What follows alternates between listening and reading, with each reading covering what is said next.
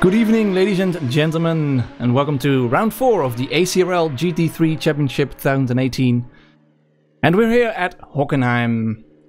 Currently in first place is Petrol, looking fast today with this McLaren, no ballast for him. And I'm your commentator, Bas Bauma, and with me is Luca Babetto. Hello, Luca. Hello, and welcome back to the stream.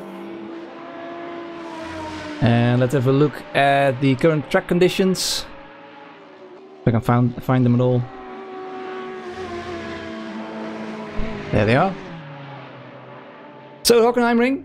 And we have 15 more minutes of practice to go. Then we have a 25-minute qualifying session, of course. Race, 75 minutes.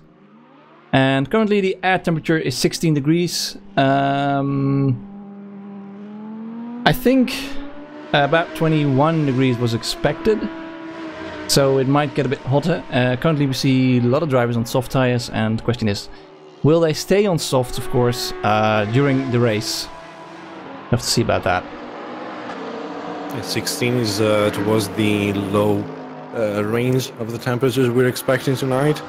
So if that's the case also in qualifying and race, I think soft tires will be the weapon of choice for tonight. If it starts to get a bit hotter, this is a wet track. The usage of the tires is very unbalanced, so you might get some drivers struggling to keep the temperatures even. So we want to see something interesting tonight. Let's take a look at the driver championship as it currently stands, with one dropped round. A total of 4 rounds we have done, of course, so the 3 best rounds of each driver will count. And at the end of the season, of course, there are 8 rounds done, with 7 rounds counting for the driver championship. And first place currently in the overall championship is Philippe Simarden with 281 points. Charcot in second place, and Max Mandel in third, and Sultan in fourth place.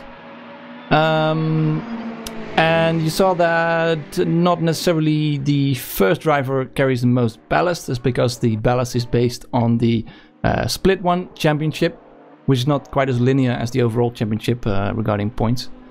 So that's why there are some minor differences, but nothing too big, I think.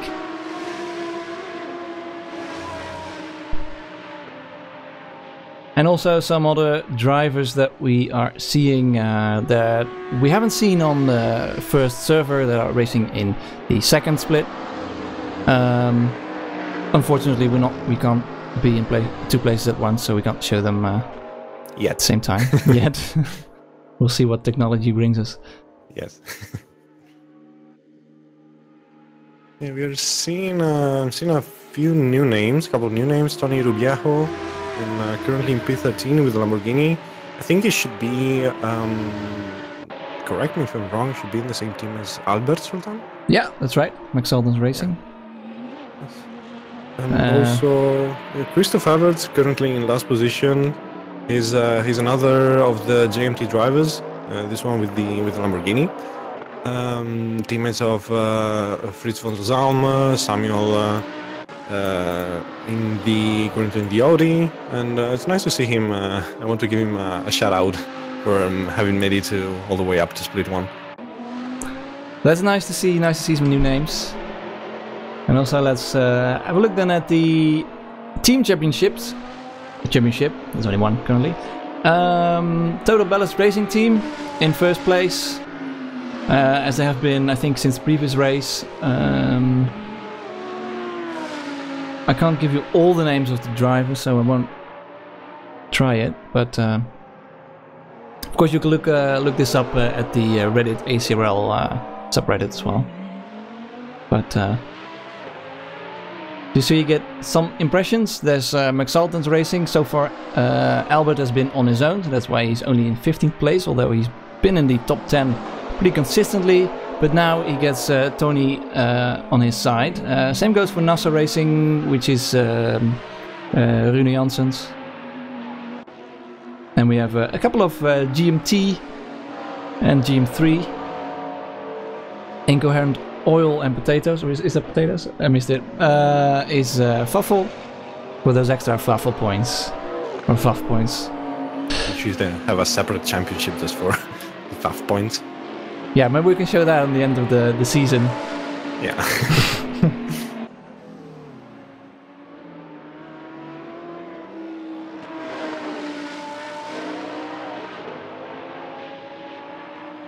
So there we are.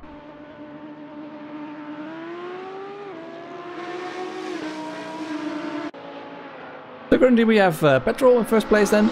Still, the only one in the 37th so far. Rune Janssens has been with a 38.0 for quite a while, I think. Lupsimar has recently improved on his time, and Lubczynski has been looking pretty solid so far in this practice session. Nice to see him again. Trias as well. Trias has been making quite a steady progress, I would say. Yes, he's shown very constant improvements. He's from North America, so he used to race in the American division of ACRL up until last season. This season we allow drivers like Philippe Simard and Trias to switch to the European division if they wish so.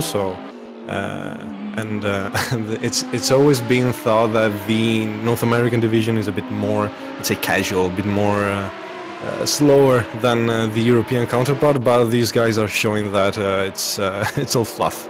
These guys are fast.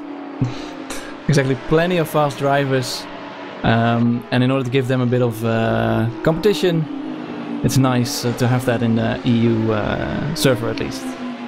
Team ASD. Or Timmy in 6th place. Albert Sultan then. Albert with 25 kilos of ballast. Well, you can see the ballast at the bottom of the screen as he goes off and abandons his current lap. Does Albert. Chacot currently out of the server. See if he returns. Ruvix in 9th place. LSX then. Is that a Supernova? I think that's a Supernova skin, right? Which one? Sorry. Alizerx. No, that's ZR Racing. Sorry. Yes. Behind him. Supernova. I think it's Team A and Petrol. Rob Lewis, I think. Oh yeah, Team A and Petrol as well. Yeah, there's Supernova Racing 1, 2, and 3. There's a couple of teams. So there you go. Vega then in 12th place in a striking-looking McLaren. We have Tom, the Mullerbiel Audi, one of the Mullerbiels. The other one was Jesper, who's not currently in this server.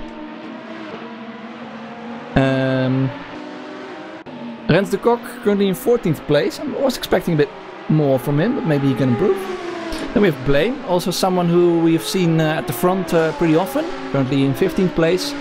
Rob Lewis, a steady driver, well, for Supernova as we just saw. Yeah, then we have the Ferrari of Ace Rod, the only Ferrari currently in this first split. Unfortunately, we want to see more. We want to see a couple of different cars, of course. No Porsches today, only one AMG, which we'll come to soon. Max Wandel in 18th place on medium tires. Maybe he's testing for the race. Of course, we don't know quite what the temperature for the race will be, so who knows. And then in 19th place is Samuel, another Supernova. He is JMT. Sorry, JMT. I'm so confused. Sorry for that. Cortex in 20th place. Rune Janssens does a fastest lap. Then we have Christoph Everts, which we talked about earlier, and Frits van der Zalm, the only AMG driver, Mercedes driver currently, let's call it Zebra Racing. It's still a JMT team, but he's gone for a different style of livery compared to the other teammates. Yeah, he's driving together with Dennis Marquardt, who didn't quite make the first split. And we have PASM, PASM, or, well, I'm calling him PASM, not Spasm, but PASM. Let's go with PASM.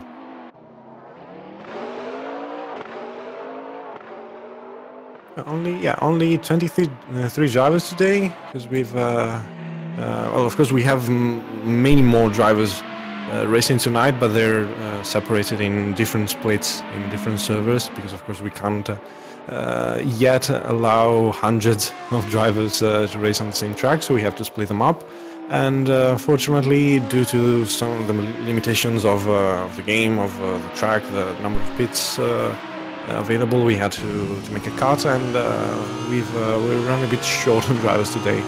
But they, looking at the times, they all seem very close. So I'm still expecting quite a decent race. Yeah, and it should be a decent track for some overtakes. I think we saw roughly top 30, maybe 28 within 1 second in the pre-qualifying server, so that's all looking very tight. And it's nice to see that we have quite a few split one drivers that keep sticking around. Normally throughout the season there's a bit of a drop off, which can be up to about 50%. Currently it's not quite as much as that. We started out with about 100 drivers, and currently we're in 65 drivers for this race, I think. That's only the EU servers, so it's still quite decent. But so far I think the top drivers are still pretty much all here.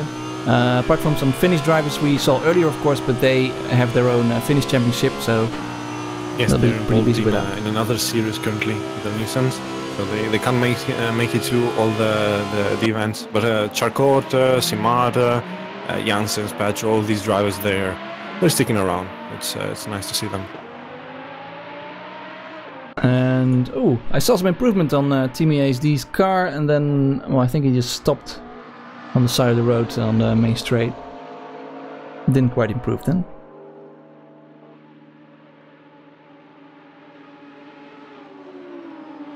Bhutan perhaps.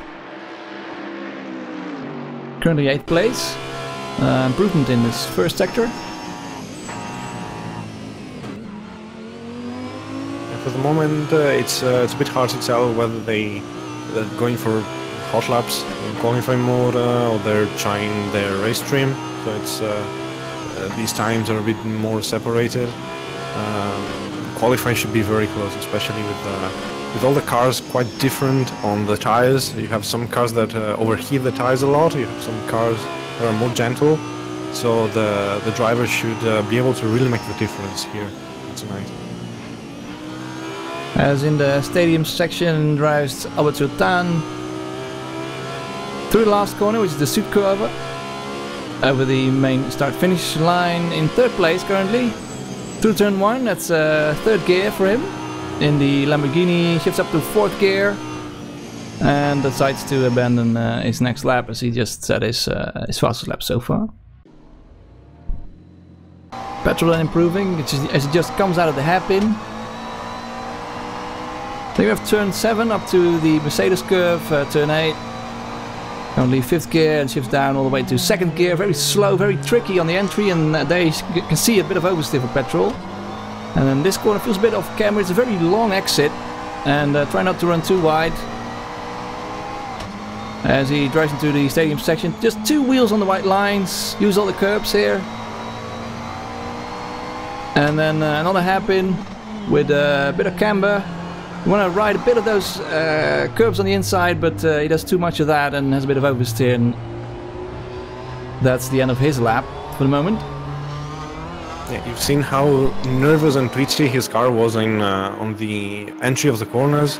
So he's known to run usually quite aggressive setups, low wing, very oversteery, and that's just his style. But of course, that can make you quick if you're comfortable running that, but it's very risky. So you want to avoid sliding too much at all costs, because you're going to kick the tires and you're going to have problems then defending from the other drivers.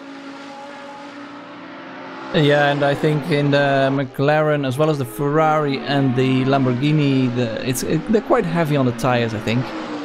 Yes, especially the rear.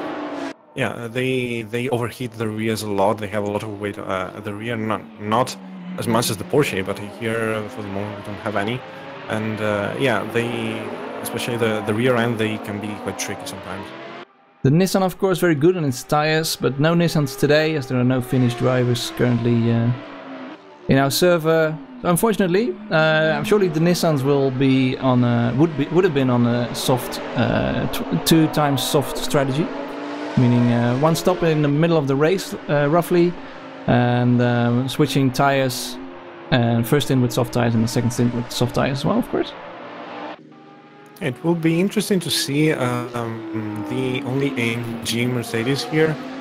It's another car that tends to be quite gentle on the tires, so it doesn't overheat too much. And Fritz van der Zalm, he's always been able to nurse the tires until very late in the race. Of course, you will remember the great defending he did at Laguna Seca, when he was the only driver not pitting for tires in the pack where he was racing in, and he might try something like that tonight as well if the temperatures are favorable for him. So that's one of the drivers to keep an eye on. Yeah, let's certainly keep an eye on that. As we saw Charcot improve, he was all the way down. Currently, he was about halfway through in the field, and is now in 3rd place, even though he has 40 kilograms of ballast. So again, as we often see with him, we see him come to life near the end of the practice session, and then he's really on there during quali in the race. So we expect a bit from him. Rune Janssen seems very quick as well, currently in 1st place, of course. So yeah, I think anyone can, well, not anyone, but many drivers will stand a chance for the victory today, as we are now finishing up the practice session here at the Hockenheimring.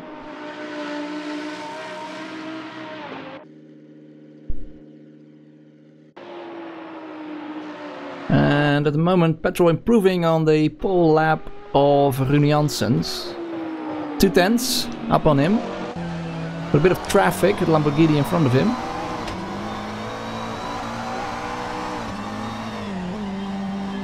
Very tricky off-cambered corners here, the last 2 turns. Use a bit of those curbs, and then all the way on the outside. Use as much as you can, and try to avoid the grass. And then he goes first place for him. 37.6. That was scorching. That was lightning fast. Last guy on track, LSX, currently 8th place. Can he improve on his own lap time? And it doesn't improve. Still 8th place with a 38.4 for him.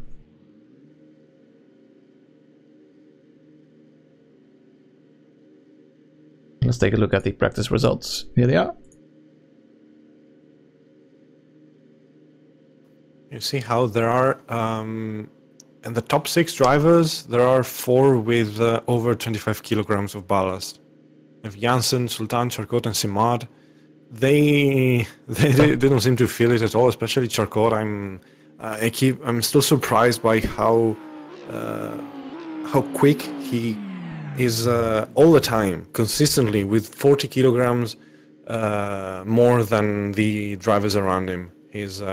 I think he will be the one to beat, even I might say, for the likes of Simard. That seems to be the other very strong contender for this season.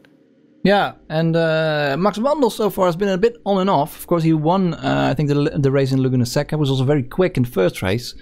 Hasn't been quick every race, although has had quite a bit of ballast, of course, but seems to hurt him quite a bit, as well as it does for Simard. Yeah, like you said, Charcot, well, almost doesn't seem to notice it, but well, there we are. Before we head into the qualifying session, here's a little trailer. You're watching the ACRL GT3 2018 season. We'll be right back.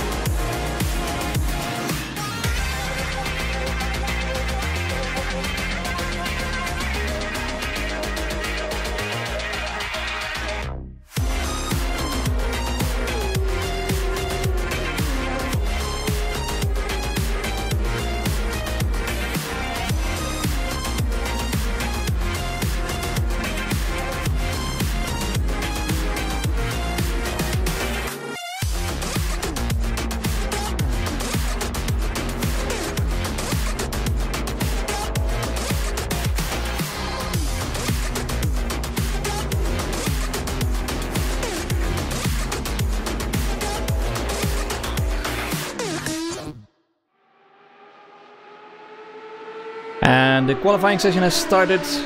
First one out in front is Rob Lewis. Quick look at the current track conditions here at the Hockenheimring. So the track has warmed up a bit to 19 degrees Celsius. And it's quite a bit of wind, southwestern wind, 9 kilometers an hour. Well, it's not too much of an issue, I suppose. Although it means a bit early braking in for the hairpin by the looks of it. And then the second half of the track will be a bit of a headwind. So 25 minutes for this qualifying session. And so far I think anything can happen. All drivers, I think, besides Blame and Pasm, are out on track. So they want to get at least one lap down. Maybe they're trying to get a feel for the track or for the grip. The grip should be quite good. We have currently 98% grip on track, but the temperatures is it's borderline. It's might be just a tad too hot for the soft tires for some drivers. So we have to see.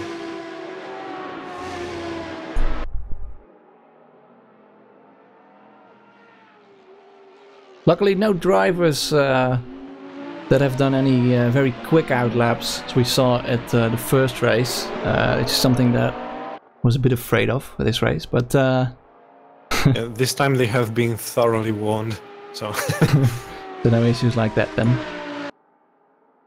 But at the moment, Rob Lewis pretty quick. Another quick driver is Max Wandel. He's a bit quicker than Lewis at the moment. Also Simar. Pretty quick. For first sector, Rune Janssens. Also pretty quick. Purple sector for Wandel though.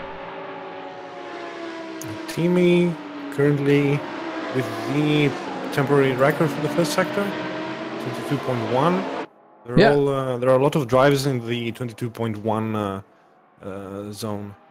Yeah, also Rubio with a 0.1 and Wandel then with a 0.1, and anyone else?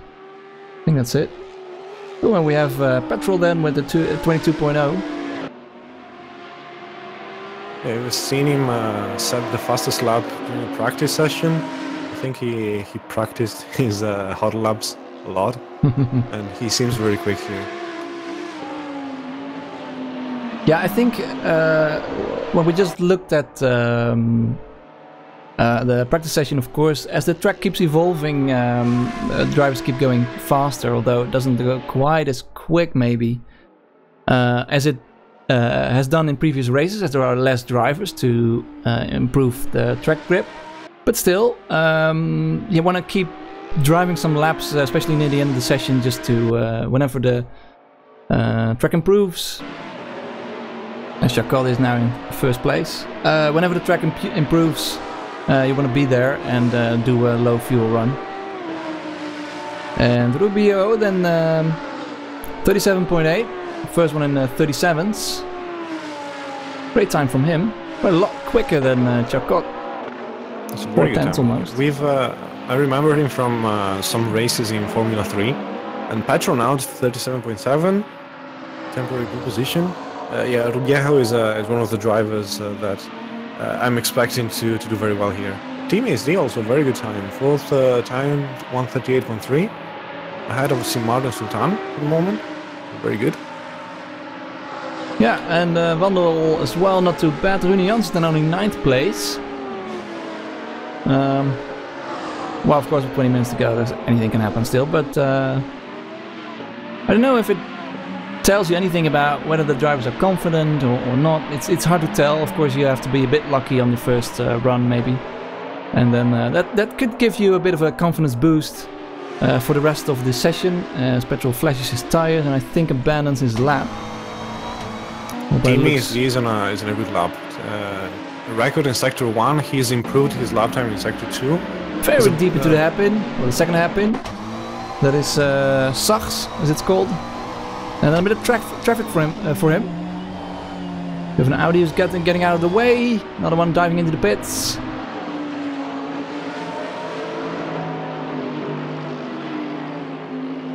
there's a 38.0 for him. Right outside the 37s, but still an improvement on his own best lap time. Very strong performance from Timmy. He's usually around the midfield. Here he's currently third position, so that's very good. Petrol improving again as well. No, he abandoned that lap, and that's it for him. I saw Trias being pretty quick. Looks a bit slow, I must say, on this right in the middle of the track, or in the middle of the lap, I should say. 6 tenths off currently. You go through the stadium section, brake roughly at the 50-meter board, pretty deep into the corner. You want to have a sort of double apex, or late apex. Use some of the curves, stay pretty wide, and then it's pretty easy to run wide in this these two last turns as he goes into the pits. And Timmy ASD then, who improving on the pole lap.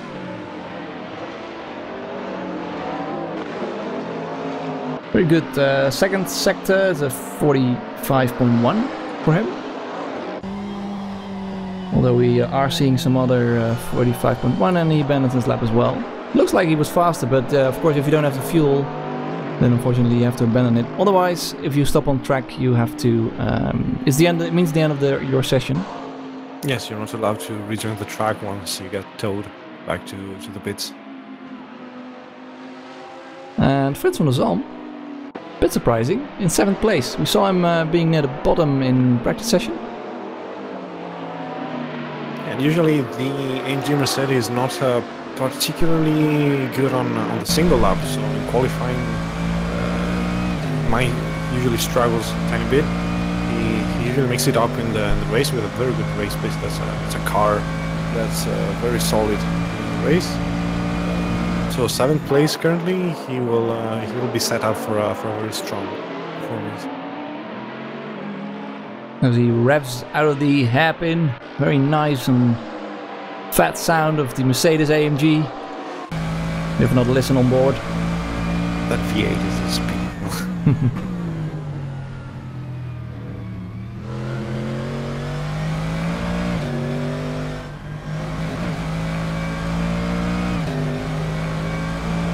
Bit wide on the exit of turn 10, and then using all the track in the entry, the stadium section through Mobile 1 or Mobile Lines. Pretty calm through that Sachs corner. And very wide here on the entry of the second to last turn, as also he goes into the pits. And who was the driver in front of him? That is Trias on an outlap. Do we see any improvements? Yes, we do. Petrol then with the fastest first sector, the first one to go into the 21s. 21.9 for him in the first sector. Getting out of turn 10, underneath the through the second split, and currently 1/10 up on his previous fastest lap time. Oh, that's a very went a bit too quick, I think. It was a bit wide, yes, and you saw how he was sliding and struggling to keep the car pointing in the right direction, and yeah, he's a bottom lap. He's cooked the tires. I haven't seen drivers do more than one lap on the same set of tires, so I think we're right on the limit of the temperature range for the soft tires. Timar then currently with a very quick first sector, not quite purple but very close.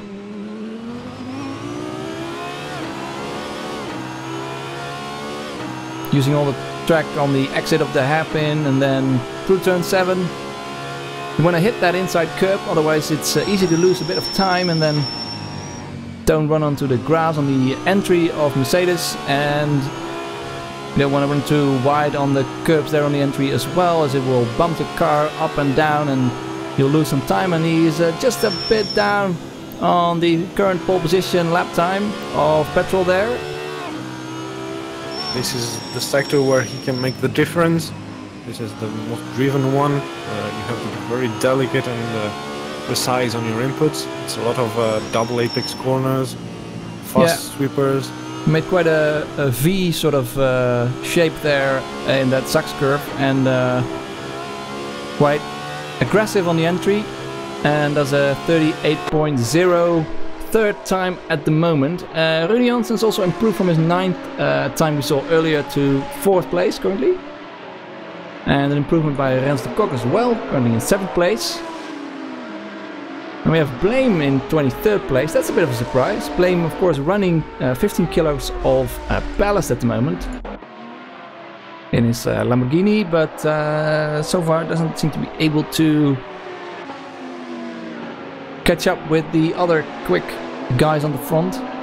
Same for Max Wander. We have Christoph Everts in 12th place, the newcomer. Watch still with Blame. Only 2 tenths in the second sector of the pole lap.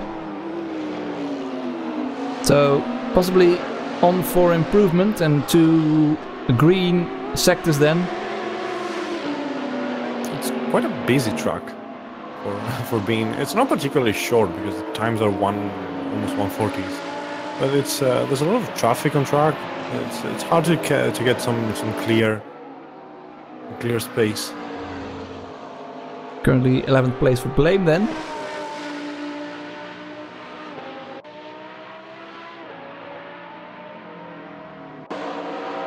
Cortex in 23rd place, moving into the pit lane, and Tom, 22nd place for him. Ace Rod, the only Ferrari you have today, in 21st place. We have Vega in 20th. Petro in the meantime with another purple sector in the first sector. And I see a purple sector from Ruvix. Ruvix in 14th place, also an improvement on his. I'm sorry there, on his first sector. Let's have a look with Ruvix.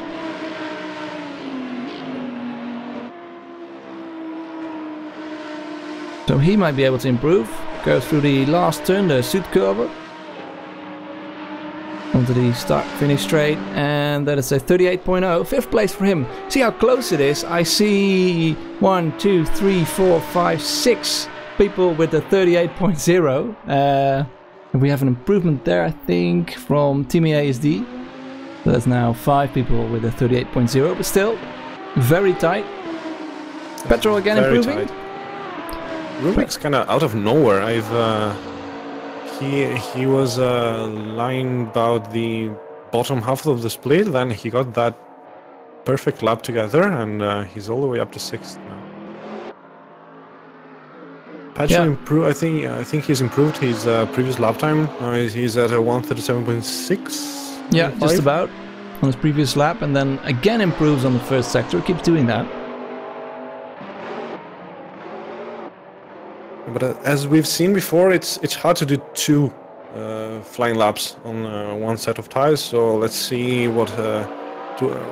how we will do towards the end of this lap. Yeah, maybe he could go into the pit lane. Of course, always that's something that I have done in previous ACRL races, where towards the end of the session, if you reckon you'll only be able to do about 2 hot laps, then just fuel it up for those 2 hot laps, and then let it run out of fuel, just so you can get a 10th extra or so. And that has helped me, served me well in the past, I must say. So maybe that's something we'll see at the end of this session as well. Again, improvements from Petrol. Let's see if he dives into the pits or not. He's still improving. He's 1/10 up his previous lap time. He seems to be on a good one here, and no, but there he goes. As we've seen, we said he decided to go into the pits 2 laps on. Maybe he wasn't carrying enough fuel, so he might have made it. He might have improved his lap, but then he would have needed a tow back to the pits, so he couldn't do any more laps.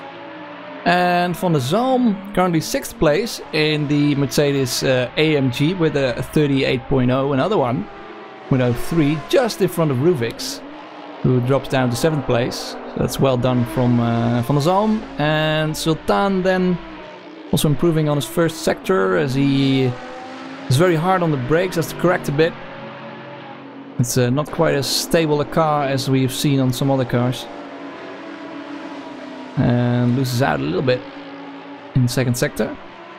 Sultan then, interesting fact here, is driving this season without any traction control. Yeah, he wants to go the old Goodman way, like in the olden days.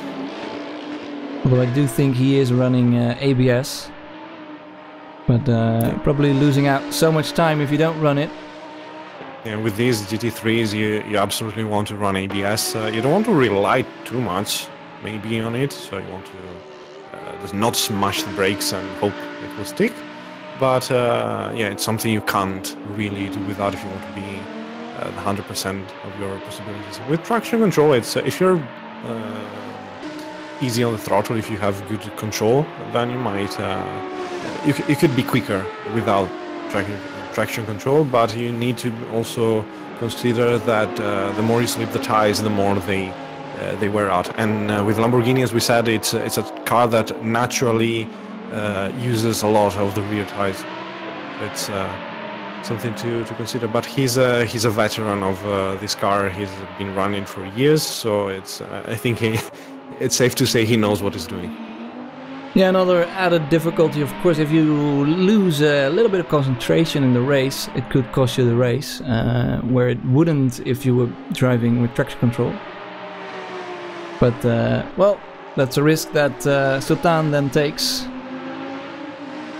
And earlier we saw Sultan then drive up to 5th place, and then immediately after Ruvix, as we are currently viewing, also did a 37.9. And that dropped Sultan to 6th place, with Ruvix now in 5th place. Bassam in 19th place.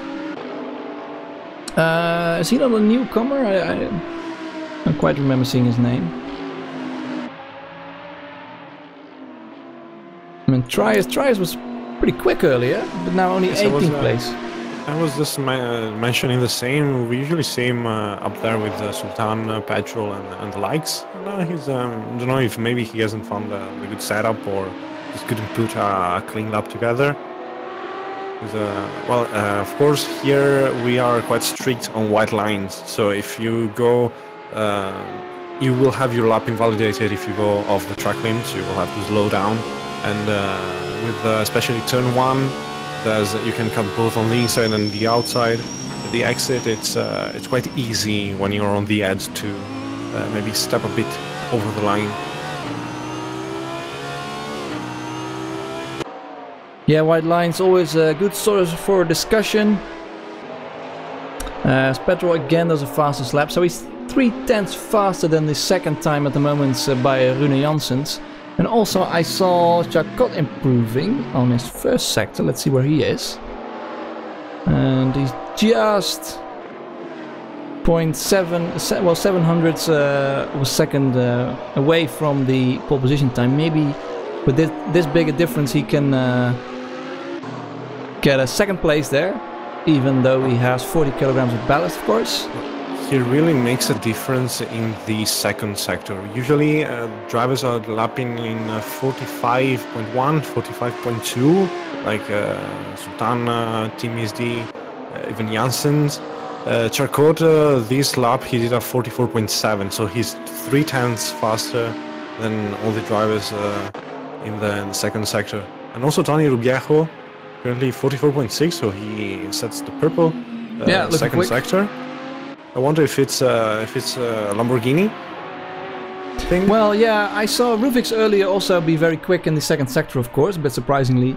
But that might be a bit of a Lamborghini thing, and they tend to lose out quite a bit of time in the last sector. We saw Chacot then lose half a second, almost, in the last sector. And here we go, Rubiejo with only 0.79.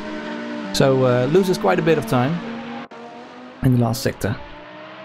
I think mostly the Audi and McLaren then very quick in the last sector.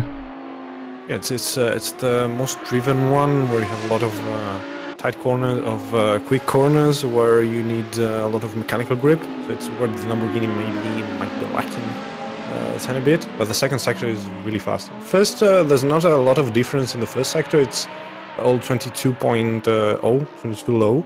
And the second and third sector, we are seeing a lot of difference between the cars, and this will be really interesting to see in the race how this pans out.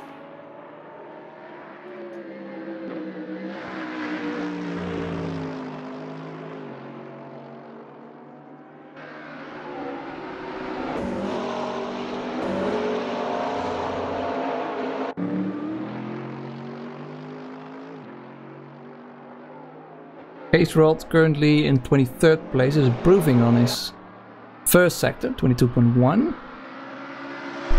Not too bad. ACRL of course in the Ferrari, so don't know where the Ferrari is strong.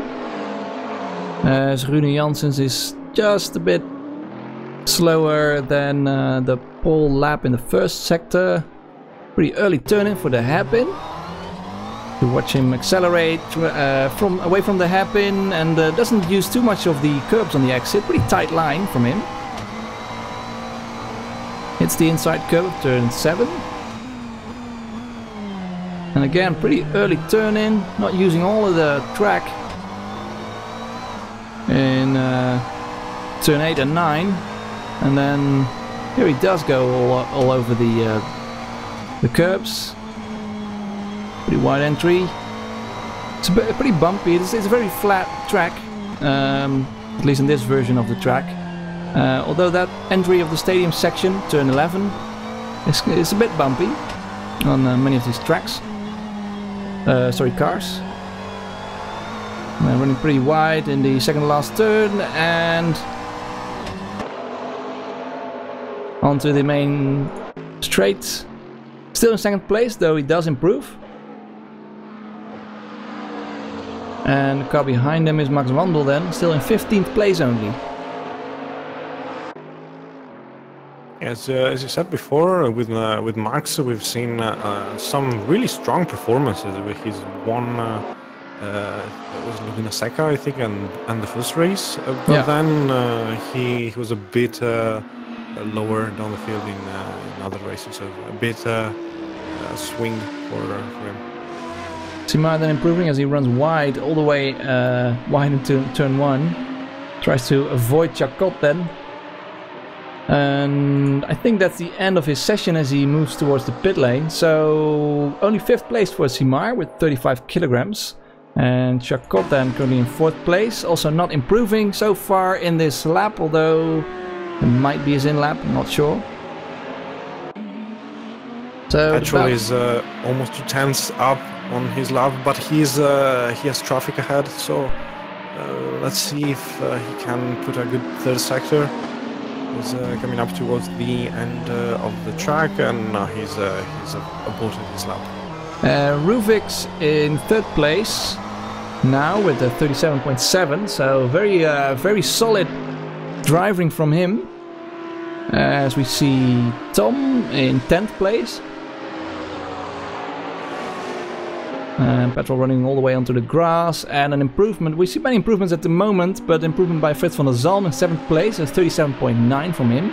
And Rune Janssens into the pits as well, and only 2nd place for him. Was looking very strong, of course, as we see Petrol still improve on the current pole lap, though it's not his fastest first sector.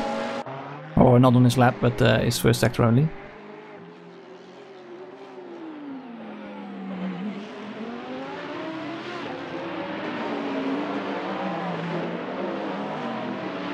Chacot then finishing his lap, Petrol getting out of the way, so that's the end of the session for him. Any other drivers still on track? Rob Lewis just went into the pits. We see many drivers go into the pits currently. And Rens de Kok as well, currently in 9th place. Then abandoning his current lap.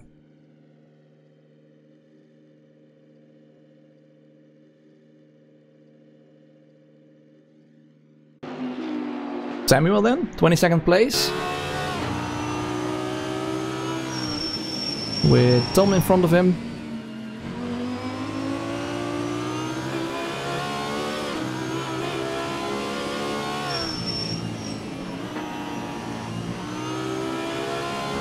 And as Tom arrives into the pit, Sammy was a bit of oversteer into the last turn. And kept a bit of oversteer all the way through the last turn. And thus does not improve on his best lap. Sultanan on the track. So any drivers left? Well, Team ASD in 6th place.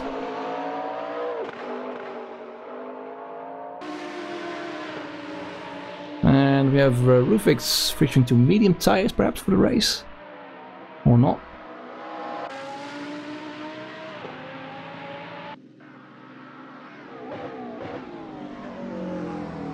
He's on a good lap. He's set a personal best in the 2nd sector. He's only 1/10 down on petrol, and he's in the same car. So that's I think he might be able to gain a couple spots. To the last corner down the main straight, and he sets a 1:37.7 and third place. Catches 3rd place right behind his teammate on the grid. Between with the top 3 McLaren, as we've already seen, it's a very strong car on the single lap. Then Rubik's surprising wild card. We've never. It's good to see new faces up there in the field. Antonio Rubiejo. Yeah. The top 3 are McLarens currently, and then we have 3 Lamborghinis. Very interesting. And we have an Audi, then a Mercedes, and then another Audi. So then it starts to mix up a bit. So as you're looking currently at the qualifying session classification. Sorry to interrupt there, Luca. So currently 23 drivers in this server, and looking very, very tight, especially behind the top, well, behind 1st place actually. Then behind that, quite a lot of drivers who are between 37.7 and 38.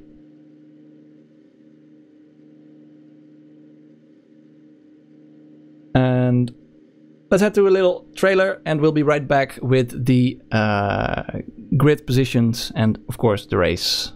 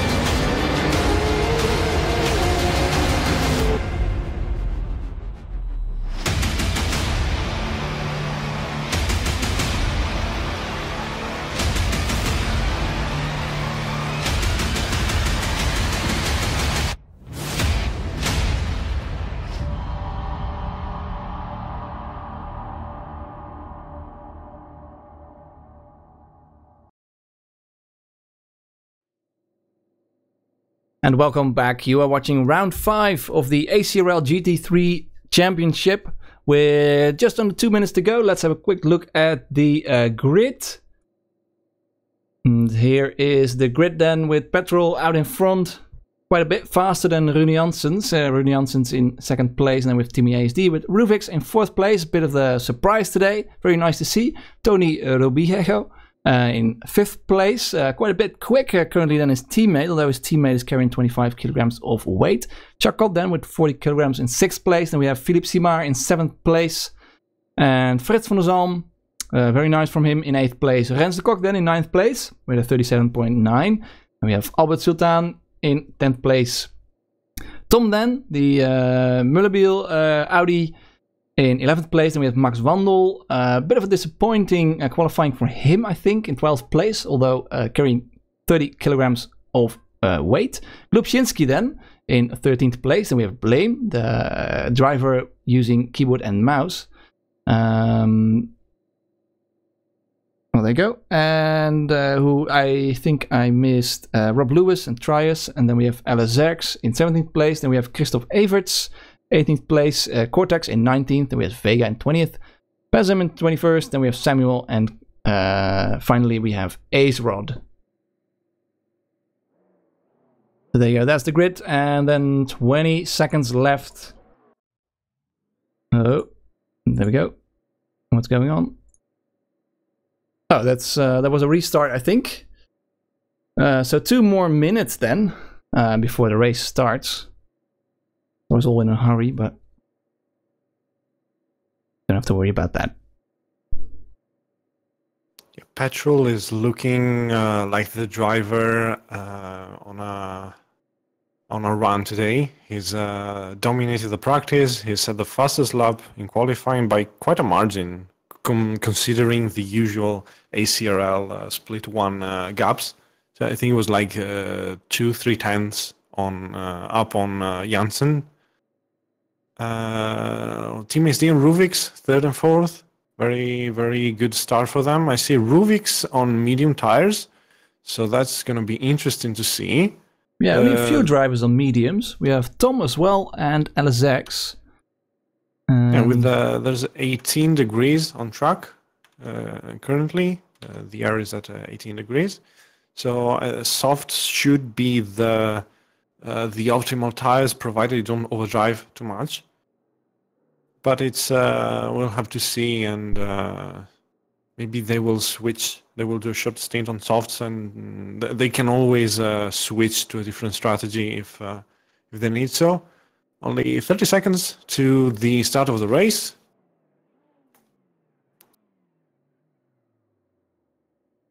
Yeah, pretty similar conditions to the previous session then. Sorry, go ahead. Yeah, turn 1, it's not quite... Oh, they're starting. They're about to start. Let's see if somebody will dare and go around turn 1. It's yeah, of course Janssen's on the inside. And as well as Ruvix. There we go. There we go. Petrol's still in front, and Rune Janssens maybe losing out on the teammate of Petrol. Let's see here. As all the field goes through turn 1. Driving all the way up to turn 2. Quite a big lead then, and Rune Janssens diving on the inside of Team ASD. We have Fritz still very good position from him. Let's see where he is. 6th place. I think that's...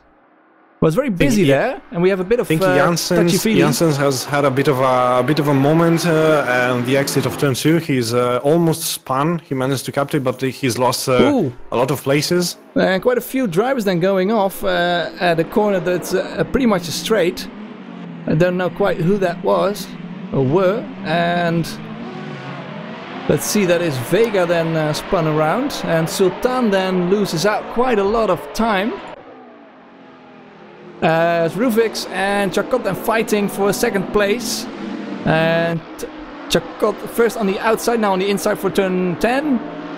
And can Ruvix maybe switch around and take the position from him? No. And then we have on the Zoom, there's a couple of cars driving, going pretty wide.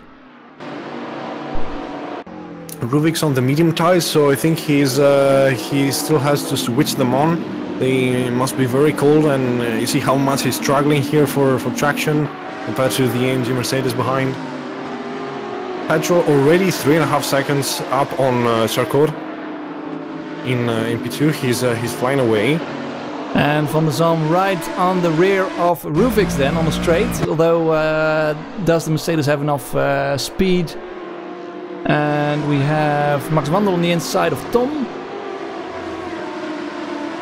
Side by side they go through turn 1, and it's currently Max Wandel who's a bit quicker. And still we have in the midfield all these cars struggling and fighting for their positions. And then behind Tom we have Cortex, who's also on the track from Trias. Tomo, another one of the drivers on medium tires, by the way. So he's will be on the defense at the first.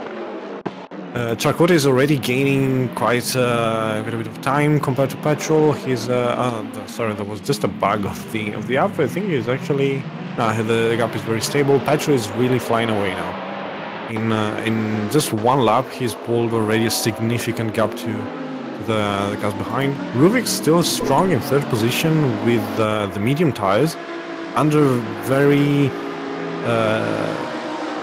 aggressive attack from Fritz van der Zalm in the AMG. He's flashing his lights to try and distract him. And Rune Janssen is now on the rear of Team ASD. Rune Janssen with a pretty poor first half of the lap. His first initial getaway seemed to be quite okay, and both he and Team ASD then lost out on some places. And Ruvix, Van der Zalm, Charcot as well, I think, and Simar then won some places from that. And still quite many cars battling here in the midfield. Currently 12th place, Max Wandel. Max Wandel on the inside of Rob Lewis. Having a look. No, not quite close enough. And doesn't go for the attack currently, but it is Rob Lewis then who goes a bit defensive. Although then slots back in to the normal racing line. And better exit though for Wandel, by the looks of it. So watch on board with him. And can he get enough of a slipstream on the Audi?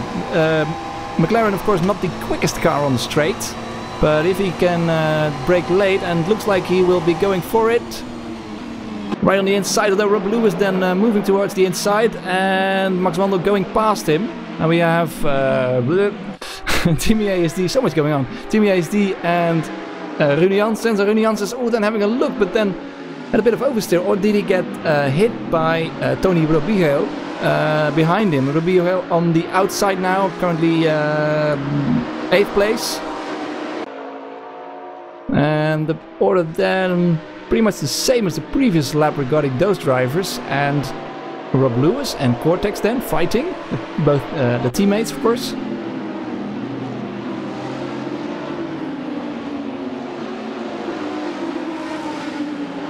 Very hectic first couple of laps. Petro is currently going past the start-finish line. He improves his previous lap time, 138.4, then Charcot behind 38.6. So Petro is still pulling away from Charcot. He has free air. He doesn't have to worry about anybody behind. Unlike Ruvix, who is still under attack from Fritz van der Zalm. He tries to switch back. He just tries to go and see if he can find a gap.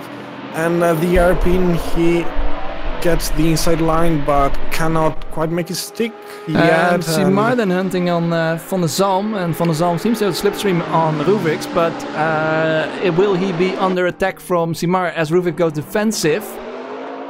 And ooh.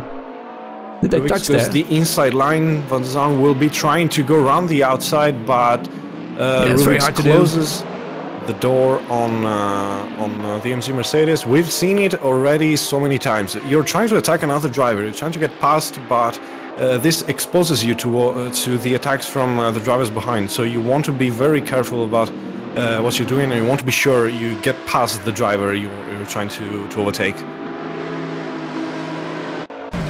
And still then pretty close. It's Van der Zalm then who seems to be very close to Ruvix all the time, while Philippe Simard then is occasionally having a look but not able to get too close. And for the moment is pretty careful, as of course Philippe Simard is pretty high in the championship standing, so has a lot to lose if something happens. And behind them we see as well Rune Janssen, Team ASD still fighting. Janssen's at the moment in 6th place and Timmy behind him. Then right on the bumper is Van der Zalm, and they touch and a bit of oversteer, and ultimately it is Ruvix then who crashes out. Big crash into the last corner, and I see already also somebody behind. I think it's Trias? No. I see another Audi spinning out.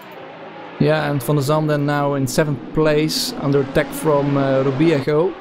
And that was Grubczynski, on the outside, and then Rens de Kok, teammate of Simar, then the lap after that Simar was behind Van der Zalm is currently on the bumper of Van der Zalm, the rear bumper. And then on the inside he goes, but there's another driver, the driver which is Blame, having a look. And then on the outside is Rens de Kok, is forced to go on the outside. He's at a better exit. Fritz couldn't close the door on Rens, he was already alongside, he couldn't push him off track, and that cost him the position. Simard currently on the inside is Blame. third. Yeah, Simar currently third indeed. Jacot then second, as he still was, of course, after the first lap. Petrol lapping almost 1 second lap faster than Jacot. He's already pulled a 5-second gap. Looking very solid from him. That seems to be settling down a little bit, although, well, just as I say that is Van der Zalm then who has a bit of difficulty getting out of turn 12 and loses many places, unfortunately for him. Was doing so well after the qualifying session. Of course, his car should be pretty well set up for the race, but then loses out quite a lot of places. First, the little bump with Ruvix, and then his mistake here the lap after. And well, if something like that happens, you get out of your concentration, out of the zone, and then you keep making mistakes, and you have to be able to sort of get back into that zone and focus and not try to get distracted by any incidents happening. And Janssens then taking advantage of all that stuff that was happening earlier, and then having a look on the inside of Simar, but Simar sees it coming, and I think it was a dummy from Janssens, but then Simar fell for it, and it is Janssens who overtakes Simar. And it almost looks like Simar was trying to avoid Janssens. Yeah, and that does the same.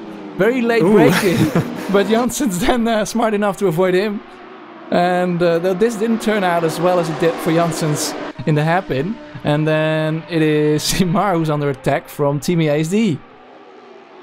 Simar was starting to pull a bit of a gap, then Janssens tried that move that we've seen. He wasn't quite too deep on the brakes there, he would have made the corner easily, but Simar just backed off a bit, and that cost him the position.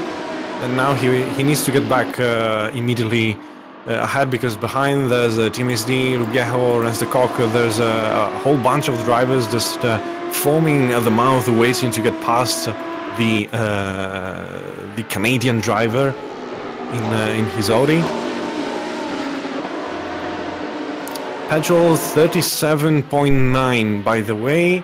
He's setting the pace. I don't see other drivers that can quite match his race pace at the moment. So we will have to see if he's decided to go for a short, very quick first stint on soft tires. Maybe he will switch to some other strategy next, but he's totally in control of his own race now. And we saw Team ASD get overtaken by Tony Rubio, and then on the inside, quite a big Simar, bump there on Simard. And Simar then again losing a couple of places on the hairpin.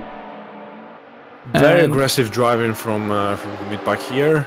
Yeah. We've seen quite a few door bumps. Well, there he goes DMT on the inside. style. DTM, sorry, style. Yeah, and Simar then on the defensive as well as the offensive there. As he did on the previous lap, but Blame and as well as his teammate Rens de Kok then coming through almost. I would imagine he's quite upset now. He must not let this get to his head. He needs to get focused and just get back and regain the places, because he definitely has the pace to do so.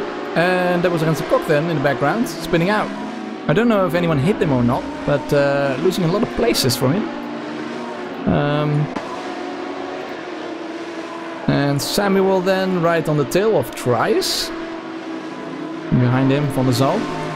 We have a couple of drivers on medium tires, as we mentioned before. Ruvix, Tom and Alex. Maybe then Ruvix, after that thing that happened, maybe he can get track position toward the end of the race. And that will be an advance for him, but we'll see. Of course, 18 degrees centigrade is the track temperature as a driver is coming out of the pits, or what happened there, not sure. Oh, and Fritz then going wide, and is now under attack from Tom. As you said, he's not in the zone anymore. He's making mistakes. He's under attack from drivers that are supposed to be slower. Tom is on medium tires, and he's pulled an attack on Fritz. So, as you said, it's very easy to lose concentration here, and after you've made a mistake, and that costs you, just keeps costing you time. And as well as losing concentration, of course, the rear tires will heat up after such an oversteer moment. So that will have some influence as he overtakes then Tom. That's a nice overtake from him, although he is a bit faster, of course. And like you said earlier, Simar then shouldn't let it get through to his head. And it's a long race to go, still over an hour. And 2 minutes then before the pit lane opens, or just under 2 minutes. So if he just stays there and stays focused, and I think some moment will present itself where he can gain back some places, although now currently he's under attack from Blame. He's a bit slower out of the last turn, and it turns in. I'm not sure if Blame had the overlap or not, but it looked like he had to me. But then quite aggressive Simar currently, and Blame then also Rubik's in the barriers. He's lost it in turn 1, and he's retired from the race. Yeah. I think he had either too much damage, or just he lost all the concentration from that squabble in the first bit of the race. So shame to see him. He qualified very well, and he was set up for a very good race. It's a shame to see him retire like that. Yeah. Certainly, and in the hairpin then pretty slow is Max Wandel. Max Wandel though in 7th place currently. So pretty steady from him, as we saw in earlier races. It wasn't really the quickest in qualifying, of course, but now seems to be doing well. Yeah, he's good at keeping out of trouble. He hasn't been involved in crashes and incidents, as far as I can tell, and he's gained 5 positions compared to his starting grid spot. So that's one way to do it. You either overtake somebody or just let them crash and take the position. And Petrol crossing the line. Still first place. At last lap 38.1. If we look at the last lap of Chacot, that's 38.6. So still half a second quicker than the second place man of Jakob Chacot. And Rune Janssens then back in 3rd place. Started of course in 2nd place. Lost then a couple of places on the first lap. And now in 3rd place. Tony in 4th place. Then we have Timmy in 5th place. So he made up some places again. And then Simar, well, very aggressive. We see some damage on his car. And we saw him being very aggressive at Laguna Seca as well. And not something I'm used from him. But yeah, that's the way it happens, I guess, when you're fighting for it and when you really want to go for it. And when the level of competition is so high, you see, of course, Chacot then first in the Split 1 Drivers' Championship with 40 kilograms of ballast is still 2nd place. Yeah, we've seen a lot of drivers bashing doors and bumping. And usually, yeah, Simar is a pretty clean driver. He knows when to back off and when to just give a bit of room. But I guess that if somebody just tries to step on his feet, he will bite back. And I'm glad that Sultan didn't give up the race quite yet. Although after the first lap, of course, after he went off in the Parabolica turn 5. He was all the way at the back of the field, now currently in 18th place and making up places. So that's good to see. And let's see if he can find a way through the rest of the pack. And maybe with a bit of smart strategy he can win some places as well without losing too much time. Because all this overtaking, of course, you are losing a bit of pace compared to the other front runners. And he pretty much has the pace, I think. Yes, he's a very good pace. His best lap is 1:38.8, so he's perfectly in line with the front runners. Maybe he might think about getting into pits early if he can't get past other drivers as quickly. So strategy, as you said, might play a bit of a role in his race. Max van der, in the meantime, on the outside at the hairpin on Simard, he leaves the room. Oh, yeah. He leaves room, so no contact there. A lot of respect between the two drivers. Behind, though, Rob Lewis and Cortex are starting to catch up, taking advantage of this little battle. Well, as we see quite a lot of things happening in the hairpin, we have Sultan and that is Alazerx overtaking Tom. Well, Sultan and not quite overtaking him, and we saw another driver, I think that was Pazem, spinning almost. And then finally, that is Alazerx, or is it Glubczynski? Yeah, Glubczynski then, something happened to him. Sultan then overtook Tom. And Glubczynski under attack from Pazem. It's not the first time we see Glubczynski out there in the grass, so he might have overcooked the tires, or maybe he has a bit of damage, or just the setup is a bit too aggressive for this race. He doesn't seem quite in the zone. He usually was quite up in the field the other races. Not the most consistent driver maybe, but he definitely had the pace. Yeah, now under attack from the other driver, still Pazem. The other Audi driver, I should say, who now then made a bit of a mistake in turn 1 and is under attack from Vega. Vega on the outside of turn 2. Tries to try a different line. He will have a good run towards the hairpin. But it seems to be pretty far away at the moment. He's pulling away quite a lot from the front. In the meantime, Petro's still clocking 138 low, and his best lap is 37.9. And if you compare that to his qualifying time of a 137 I think it was 4, it was just his clocking laps just 1 second off qualifying pace. So he's really pushing, but he seems very stable and very confident on his race pace. Yeah, and Chacot then 8.5 seconds behind. And behind Chacot is also driving a pretty lonely race at the moment is Ernie Janssens, who is under attack from Tony Rubiejo, who's about 0.3 seconds behind Janssens.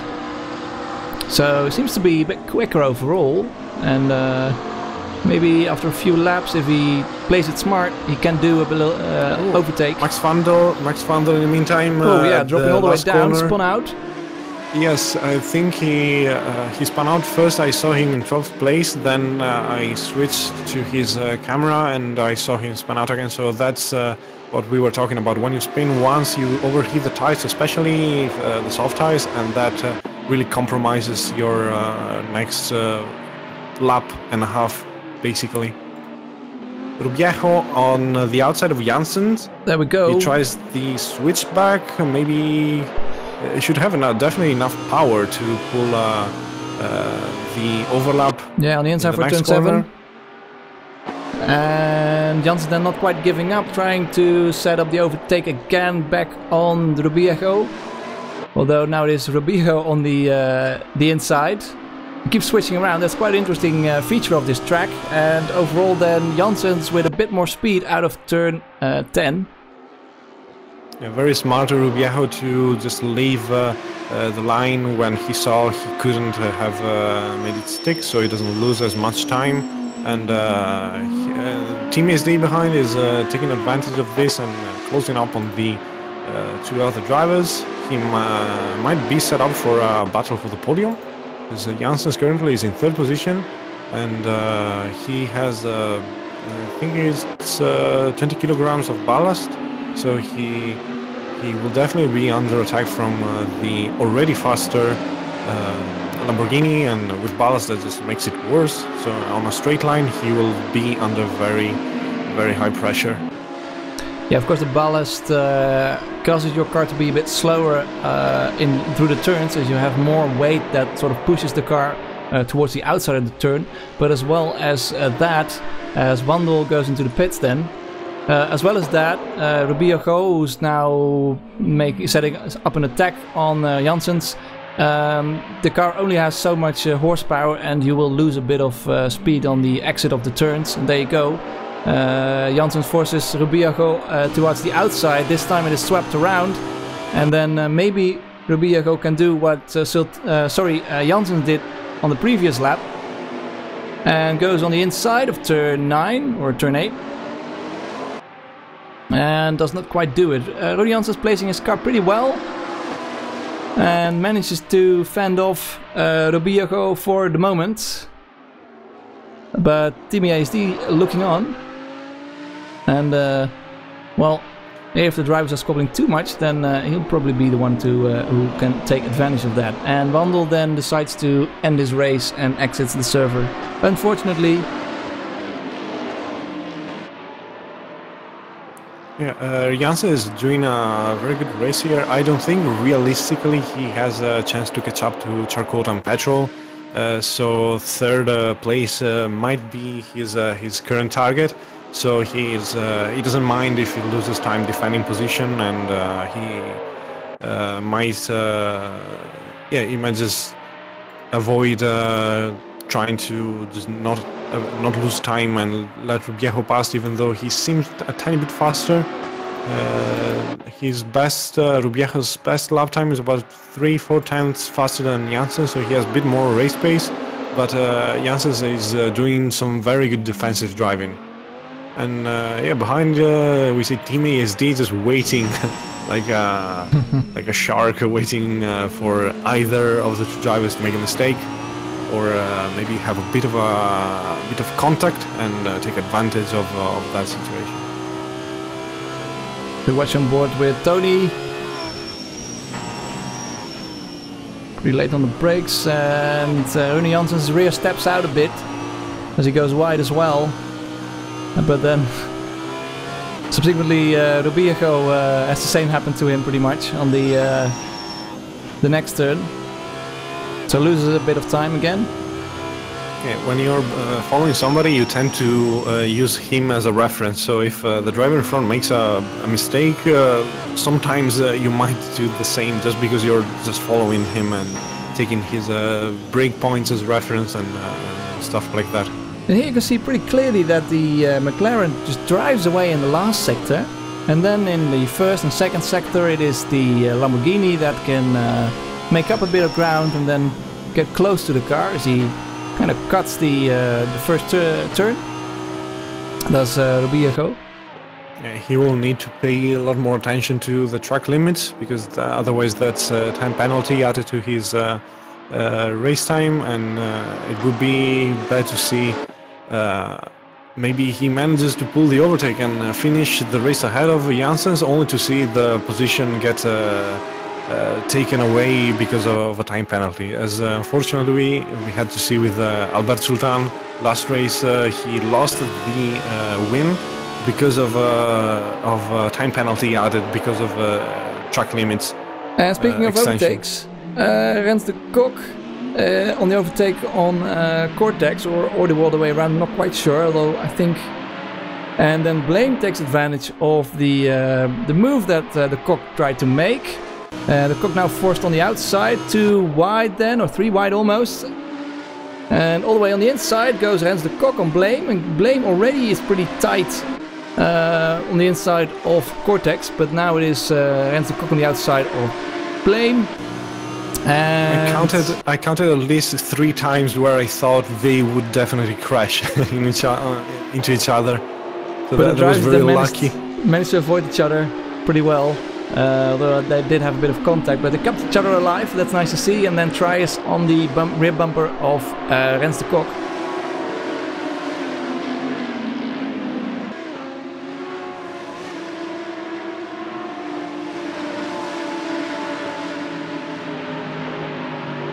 Petrol in the lead. Meanwhile, he's left a bit of time on the table. His last lap time was 1:38.6, perfectly in line with Charcot and Janssens.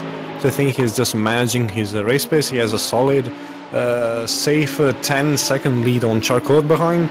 So he's in a very good position at the moment. No need to push now. Maybe make mistakes and risk losing the gap that you've built. So he might be managing his race from now on. And Trias on the attack on Rens de Kok.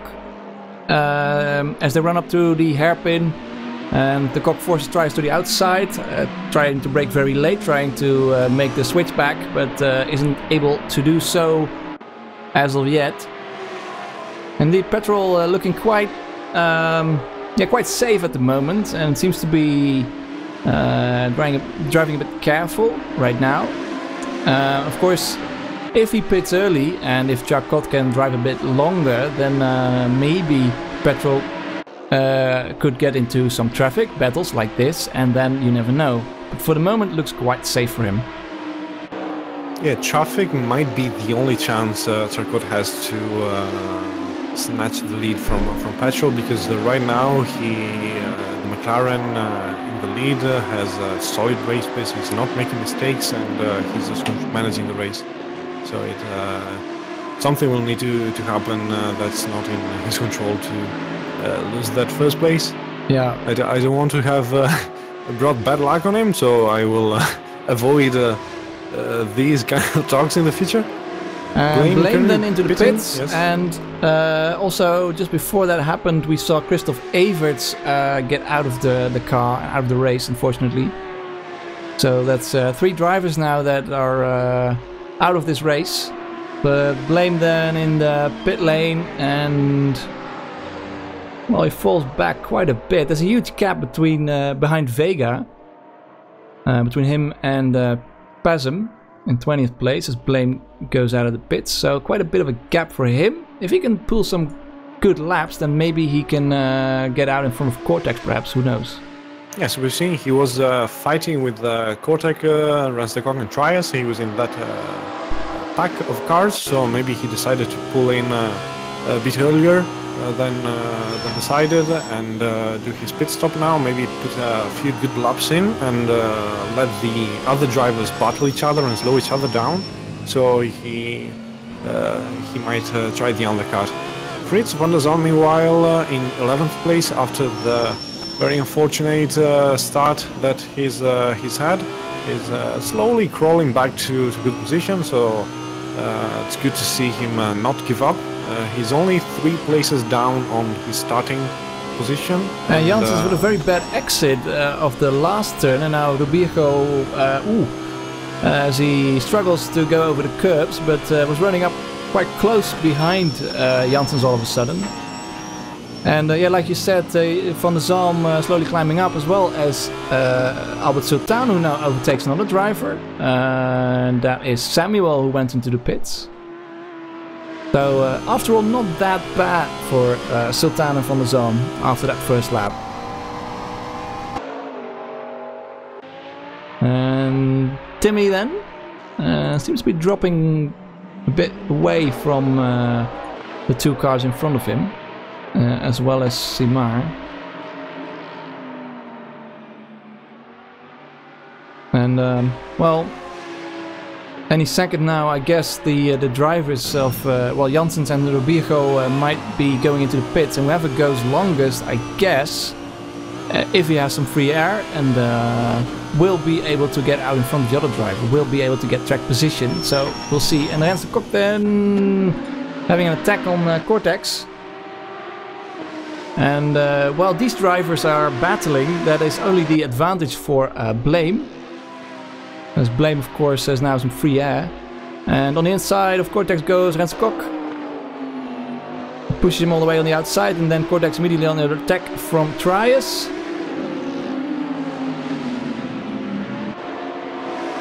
Oh, that was a bit of a bump there. Luckily, nobody has spun out. But yeah, Van der Zalm takes advantage of that. Yeah. Fritz has gained 1 free position. And let's see, I want to see Blame next time he comes around, the kind of lap times he's doing, because these drivers are definitely slowing each other down. Yeah, and if Blame manages to get out in front of them eventually, then that's an 8th place behind Rob Lewis, I think. And Van der Zalm then on Cortex. Van der Zalm showing quite a bit of good pace, it must be said. Yeah, we knew the Mercedes is good on the race stint. He was just very unlucky at the start of the race. He's been involved in a couple of accidents, and that threw him bit of touch. lower down the order. But he's slowly making up the positions he's lost, and a three-way battle here for 9th place. Yeah, Try is not giving up just yet, and Cortex defending pretty well, so Frits van der Zalm then in between of those two drivers trying to make the most of it. And as we said, last lap for Renstegard was 139.9, so almost 140. Fritz then going into the pits. Sorry to interrupt. It is Janssens who is able to extend his stint a bit. And let's see if he gets an advantage from that or not. Rubiejo trying the undercut. He will be pitting for tires surely. It's almost the mid of the race. And as we were saying before, Frits van der Zalm, Cortex, those drivers, the last lap was 140.9 from Cortex, while Blame in 17th position, he's doing 139.0. So he's gained about 1-2 seconds a lap on the drivers that he was previously fighting with. And when the drivers at the front will stop, they will probably fall behind. Now Blame has a clear air. I see Albert Sultan also in the pits for his pit stop. Rubiejo then comes out in 15th place right behind Vega. So he has a bit of traffic for him. Although maybe he can clear that McLaren pretty quickly. And we saw Van der Zalm have a pretty bad exit out of turn 3 and 4. And was overtaken by Trias on this lap, earlier this lap. And Rubiejo then having a look on Vega, going on the inside of the hairpin, goes a bit deep, but then manages to stay in front of Vega. And Van der Zalm then on the attack on Trias. And these drivers will have to pit soon as well. We're starting to approach the end of life for the soft tires. So yeah, they should be heading into the pits pretty soon. And Timmy then into the pits, well, only 4th place, dropping a bit. Simar stays out. And all the drivers stay out. So we have Rob Lewis as well into the pits. And Frits van der Zalm still trying on Trias. And Samuel is out of the race. Yeah, he retired from the race a couple of laps ago. Sorry, I think missed that. He must have spun. Yeah. Rob Lewis, was he battling with Blame before the pit stop? I think so. Blame is currently crossing the start-finish line. Rob Lewis is still in the pits. He's exiting now. Exiting the pits, and then Rob Lewis who's in front. Although I think Rob Lewis was quite a bit ahead. And Blame was mostly fighting with Cortex and Trias and Van der Zalm. Oh, Van der Zalm, speaking of whom had a bit of a contact, I think, with Trias, and that sent him straight on the runoff area at the airpin. And suddenly everything happening at the same time. It is Rubiejo overtaking Ace Rod and down in the hairpin again. Solid overtaking spot, of course. These drivers are making it very hard for us to follow everything. A lot of stuff happening at the same time on track. And it is Max Wandel who then reported that his wheel came off from his desk. So that's very unfortunate. Oh. Yeah. One thing you really don't want to happen during the race. So, but hey, in real life they have engine failures and gearboxes breaking, so that's I guess we have to have something like that for the simulation value. Exactly. Simulated in the pits. Yeah, anything can happen. Of course, you can have a disconnect or an unstable connection, and that way, you know, weird things happening on the screen. And Rubiejo having a look on Glubczynski on the inside of turn 1. Glubczynski trying to defend and making it very difficult for Rubiejo. But then Rubiejo placing his car very well and eventually passing him.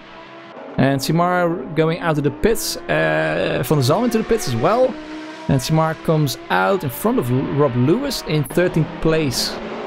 Rubiejo 38.1 last lap, even with the overtake, so he's really pushing. Janssen 38.7, so he's losing on the Lamborghini. I think he might be extending a bit Janssen's his stint, so he has fresher tires at the end. But for the moment, if Rubiejo continues on this race pace, now he has clear air ahead, so he doesn't have to overtake any more drivers. He might be able to make the undercut work, and I think I see Petrol in the pits. Yeah, as well as Chacot. As well as Chacot, yes. So Sultan have a pretty easy overtake on Tom. Of course, Tom has not stopped. And then, something happened, and suddenly Sultan is behind Tom again. But let's have a look at the top three. It is Petrol who gets out of the pit lane first. And I think he'll stay out in front of all the drivers. Janssen's in the pits. Let's see if he will manage to get out in front of Rubiejo, who is now approaching the last sector. Yeah, so last turn for Rubiejo. And we see in the background Janssen's drive away. So I think it is Janssen's who will stay in front. Let's see. Yeah, he's just outside the screen. The Rubiejo having quite the speed to turn 1, so that's very close. And maybe on pretty cold tires as Janssen's, maybe Rubiejo can have a pretty good exit here in turn 3. Well, he's pretty far away for the moment. It's 39.1 from Rubiejo. The last lap he wasn't particularly good, so he needed a couple more laps of a good race pace. Janssen's pulled in just as Rubiejo risked finishing up ahead. Renstekok currently in second position, but he has not stopped, so Petrol has managed to exit the pits still in the lead. So he hasn't left first position ever since the end of practice. Very, very solid performance from him. And Rubiejo, though, is still catching up Janssen's. Maybe McLaren still has to get adjusted to the refueling and the new tires. Sultan overtaking Trias, coming out of the hairpin, and Sultan being being the faster of the two drivers, of course, although both have made a pit stop. And Sultan, as we suspected, Blame is far up ahead compared to Cortex, Trias, and Van der Zalm, whom he was battling first. Yeah, so good decision from him, and that saved him some time. Cortex now 3.5 seconds behind Blame, just about. And I think Van der Zalm then lost out a bit. He was in that scrap between Cortex and Trias, and is now a couple of places behind, and Tom in between them. As Rob Lewis and Rens de Kok are both into the pit lane. Or is that correct? Sorry, Vega, that is. Rob Lewis, of course, stopped earlier. And Blame just exiting just behind Rens de Kok. He has more speed, but the Audi might be able to keep the inside line. Can he get a good exit though, and maybe a bit of a slipstream, Rens de Kok? Or is it Blame who then has the advantage? So stopping early for Blame was a pretty good choice. Yeah, it was a pretty smart move, and there's not much you can do against the power of Lamborghini. Blame, he tries to go deep on the brakes and maybe set up a good exit here after the hairpin. It seems to have quite a good exit, but there's maybe he will try to dive on the inside at the little hairpin here, but is quite far, so he can't pull the move. Seems to be quite conservative for the moment, although now he's right on the rear of the Lamborghini of Blame. And it's very tricky to put an overtake in the last sector of this track. If you can get a good exit here, then maybe in the hairpin, probably it's too far away. It's a very cumbered section, and it's quite small. Like 2 cars can barely fit on track. As well as being very twisty.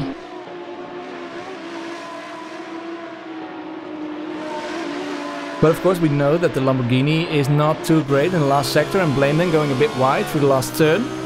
And on the defensive a bit. So Rens de Coq trying to keep it steady, trying to keep close behind Blame, and then maybe he can go for an attack on turn 2. And maybe set up an attack for the hairpin, but goes on an early attack, goes pretty deep though. And then Blame, who took an late apex and kept it pretty tight, is now having a bit more exit speed and can place his car on the side of Rens de Coq. And there he goes, out in front already. He's had enough power to just pull ahead before even reaching the breaking point, so he could go and defend the inside line. And Rens de Coq being forced on the outside, although after turn 7 you get turn 8, and in turn 8 he could have the inside for Rens de Coq. And we saw Albert Sultan and Trias having a fight, and Blame defending on Rens de Coq. And Rens de Coq switching back, now on the outside. Can he stick it? So far he can. Side by side they go all the way through this section. Very nice driving from both drivers. Who gets out in front? And Rens de Coq then taking it careful, being very careful, and is now on the outside. Neck and neck, side by side, these two drivers are showing some very good racing, and yeah, they've come very close quite a couple of times, but so far so good. So that's what we like to see. Very respectful from both drivers, and both keeping each other alive and both being able to race side by side. Very nice to see. And we want to see more of this. We certainly do. A bit of a tight line of Rens de Coq, and can they do the same? It is Blame then who's defending, and can this time maybe Rens de Coq not attack and put his car on a good exit, but no, he does the same. And Blame goes deep opens again. up completely the inside. He just lets Rens go on the inside, go deep into the braking zone. He knows he will have the power advantage here. He covers the inside, so he should have the battle line through the hairpin. Yeah, and Rens de Coq then having a look. Can he brake late? He can. But will Blame take any of it? Then side by side, and Rens de Coq then.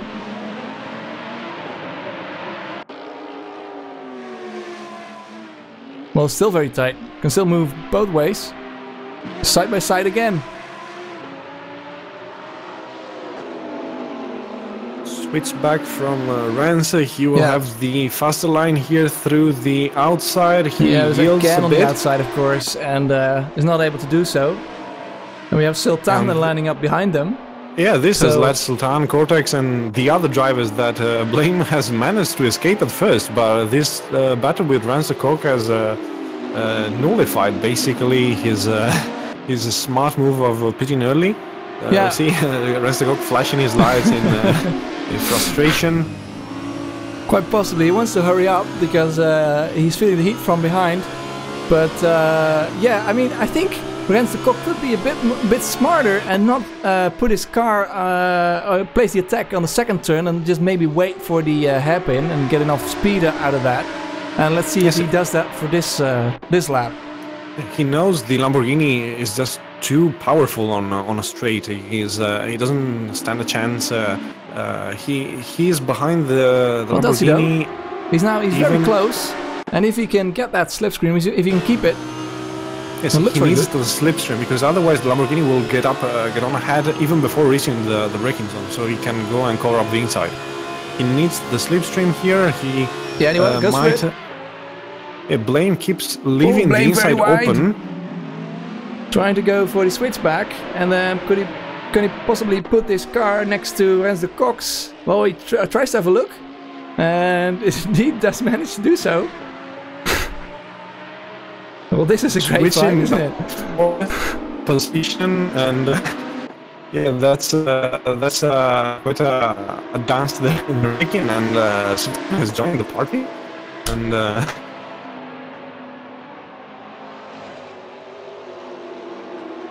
and then still Blame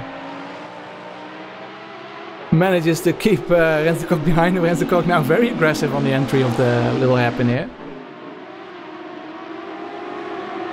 interesting to see how Blame doesn't really cover up the spec. He doesn't defensive. He just sticks to his line and just waits for Ranstercock to just go deep into the braking zone, because he will be attacking from behind, and he just takes back the position on the switchback. So it doesn't really defend. It doesn't try to defend his position. Yeah, but now we have a bit of a train behind Blame, and well, there you go again. For the moment, Ranstercock then having a good exit, but can he stick it to him? Can he put his car side by side into the hairpin, or is he still too far away? And then on the exit, of course, it is Blame again who will have the better run, but then Sultan is getting very close as well. What is happening here? Try to have a better look, and I think then Blame loses out on Sultan and Ranstercock as well. There we go, though Blame pretty aggressive, tries to keep on the inside, then Sultan braking late, runs Ranstercock a bit wide. Yeah, the little contact he had with Blame just couldn't get his car stopped in time to avoid Ranstercock, so he's the two drivers have made a bit of contact. Sultan is the driver that Blame on the gravel at the outside of that fast corner. Yeah, it was I think Ranstercock who wasn't having it after Sultan overtook him. Then he thought, well, I'm taking my space, and I think he might have had the right to do so, but it certainly cost Blame a couple of places, and he's now in 12th place. So this Sultan, has allowed Fritz van der Zam to carry out his, I think it's his 100th comeback for this race, after losing it so many times. Yeah, he certainly has to fight for it this race, but now in 8th place is Sultan.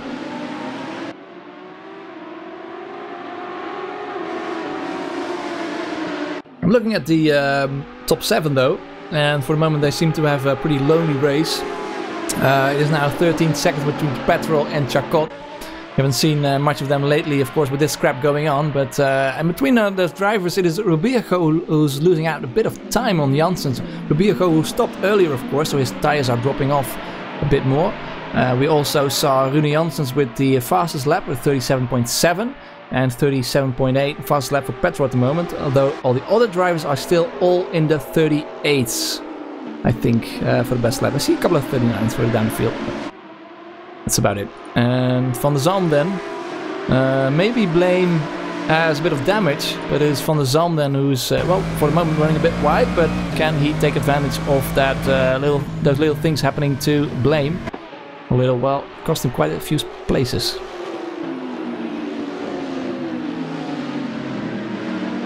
The only driver who hasn't stopped yet is Tom, and with only 10 minutes left in the pit window, he will need to come in soon in the pits, and I think he will be coming out around Vega, so in 19th place. Yeah, possibly a bit more. Maybe he will lose a bit of time on that, but he has maybe the chance to just go for a splash and dash and not change tires, because at this point, if he does change tires, he will be pretty much last. So if I were him, I would think about just going for a splash and dash and maybe defend the last 10 minutes of the race.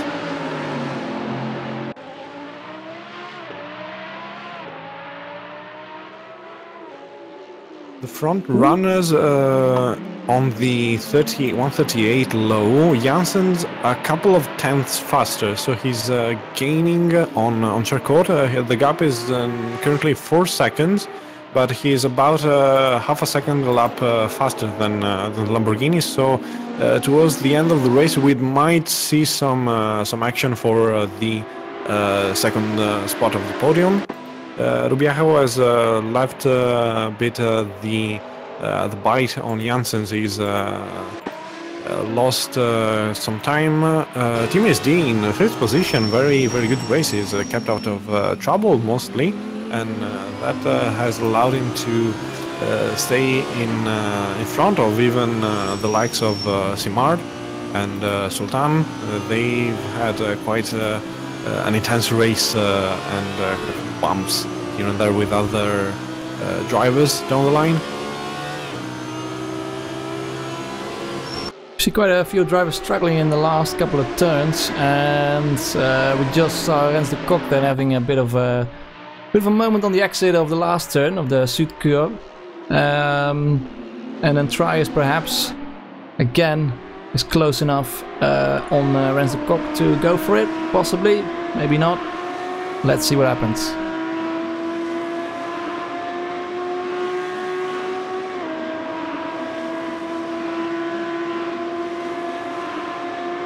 We saw them brake pretty late in the previous lap as well, in the hairpin, but no dive bombs or anything, and still a bit of a train.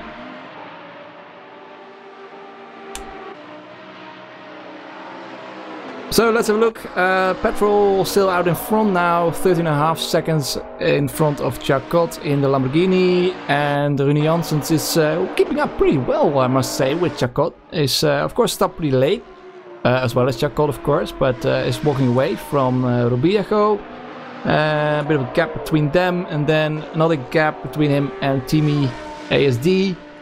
Philippe Simard then after the initial difficult first half of the race, he's pretty lonely position for the moment.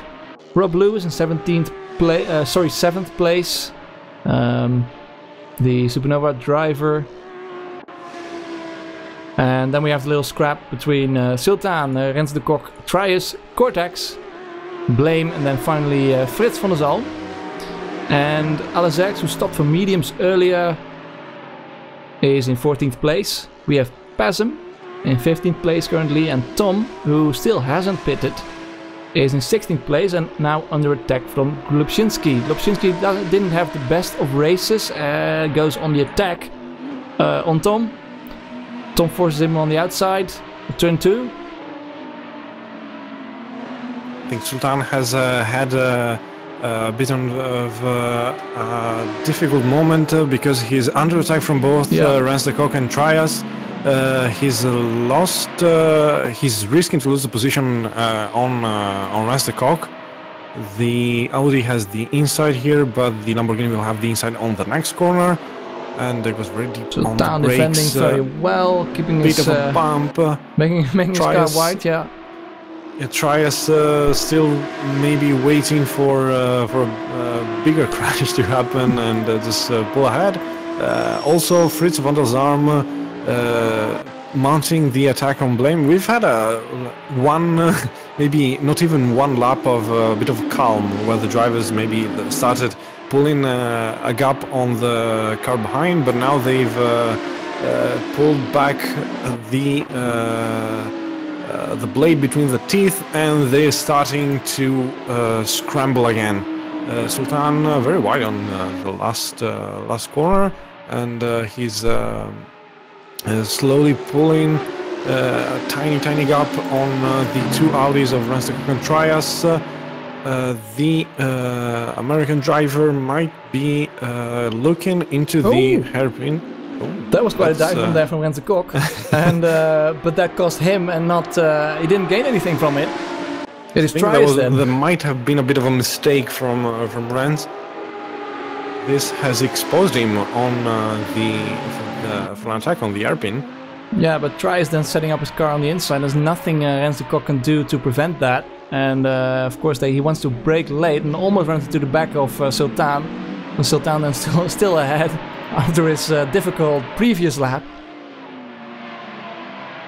And all these 6 drivers, they've been battling from the start of the race to this very moment, in random orders at some points, until some bump here and there happened that mixed up the situation. Fritz going very wide on. Going very much outside the track limits to set up his attack on Blame. Blame, the Lamborghini almost spun out, risked losing control, but he tried to hold the car and stay ahead of the AMG Mercedes, but not being able to do so. And eventually then Fritz van der Zand passes Blame. We just about missed it, but as there was a little scrap still going on between Glubczynski and Tom, but now Glubczynski eventually is the winner of that little scrap, and we still then have these drivers fighting for it, and Rens de Kok not losing out on Trias, but now is very close again on Sultan. Although very difficult, because Sultan will have a very good exit here in the Lamborghini, but yeah, there you go. Also, I think the exit of Rens de Kok is not too great out of turn 2, 3, 4.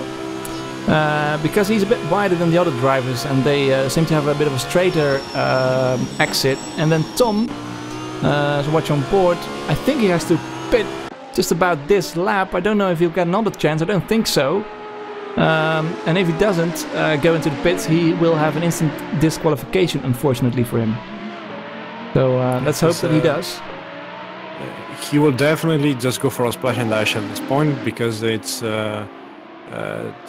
if he stops, he's only 7 seconds ahead of Vega, currently in last position. So he really needs just to go for a splash and dash this time.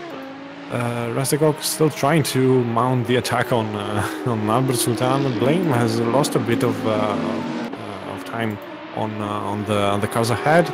As we said multiple times, as soon as you make a mistake, it's easy to lose concentration, and it's easy to just get out of the zone. And when all the drivers around you are going so aggressive, so quick, and so all in, lap after lap, it's easy to maybe lose a couple of tenths on the drivers ahead.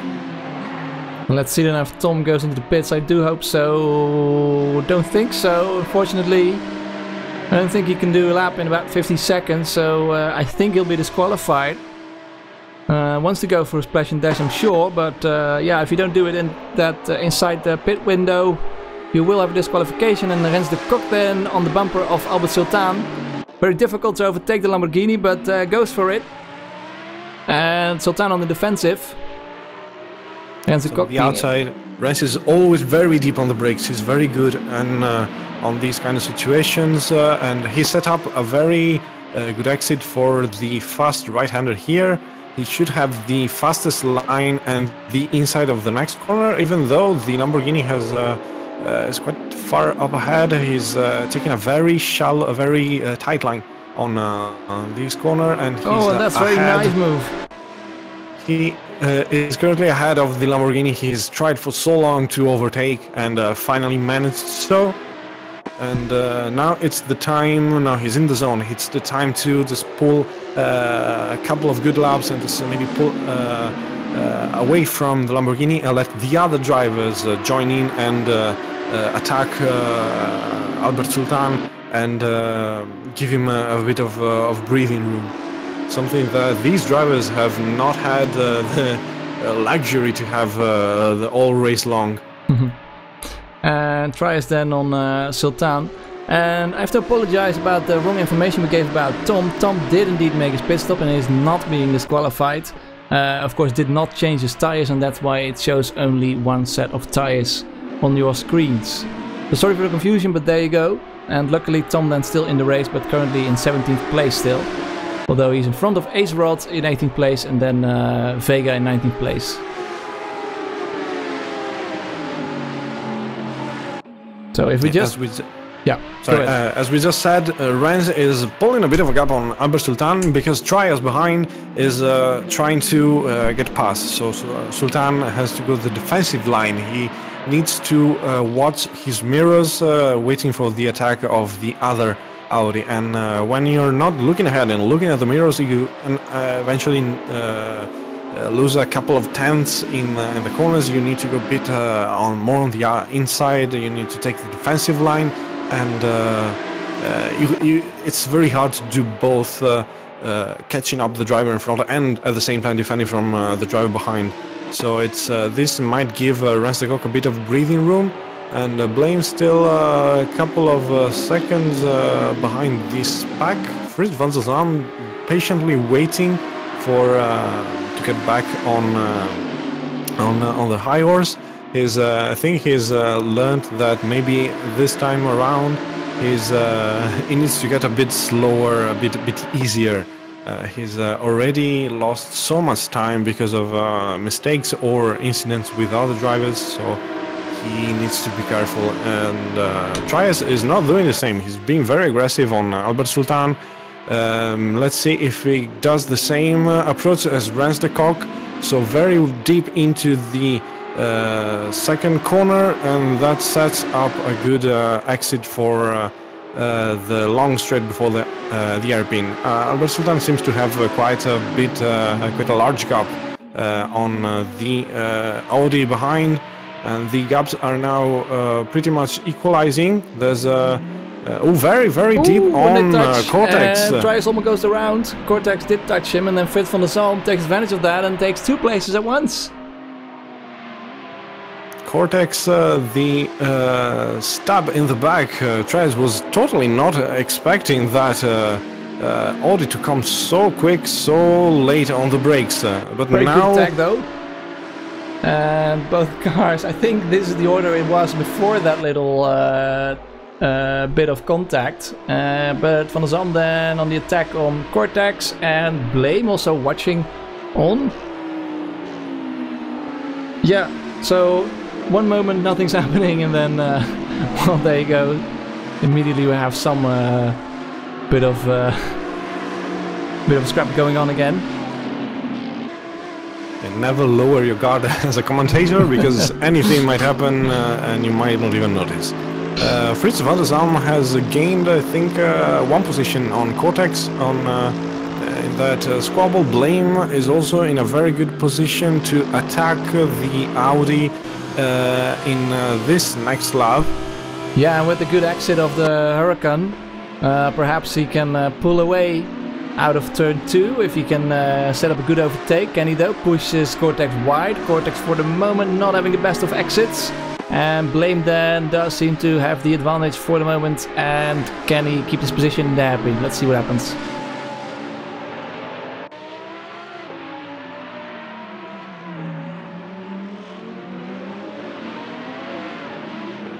And is able to do so. So Blame then won a place.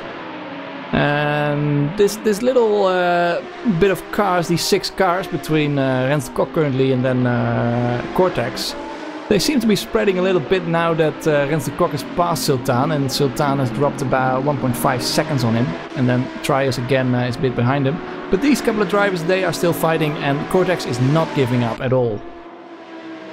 In the meantime, at the front of the grid, we have Rune Janssens closing the gap on Jakob Charcot. He's almost 1 second, about 1 second off the other Lamborghini. He is gaining about 3-4 tenths a lap. Only 10 minutes to go to the end of the race, and if he keeps it up in this next lap, he will catch him. But as we all know, catching a driver is one thing, getting past, especially Jakob Charcot in his Lamborghini, is a totally different matter. Yeah, and it seems that Rune Janssens overall is about 3 or 4 tenths faster than Charcot, looking at their last and best lap times. And with 10 minutes to go and 9 minutes now, that's about, let's say, 6 laps or so. Well, he could possibly have a go at Charcot, although Charcot of course has the advantage of having the Lamborghini, which is very good at the exits. And Cortex right behind Blame then. Looking at the sector times of the 2 drivers in second and third position, the first sector is pretty much equal, 22.4 for both Charcot and Janssens. Second sector, 44.9 for Charcot, 45.2 for Janssens, and third sector is 30.9 for Janssens this time, 31.1 for Charcot. So as we've seen, there's this massive difference in the sector times for the McLaren and the Lamborghini between sector 2 and sector 3.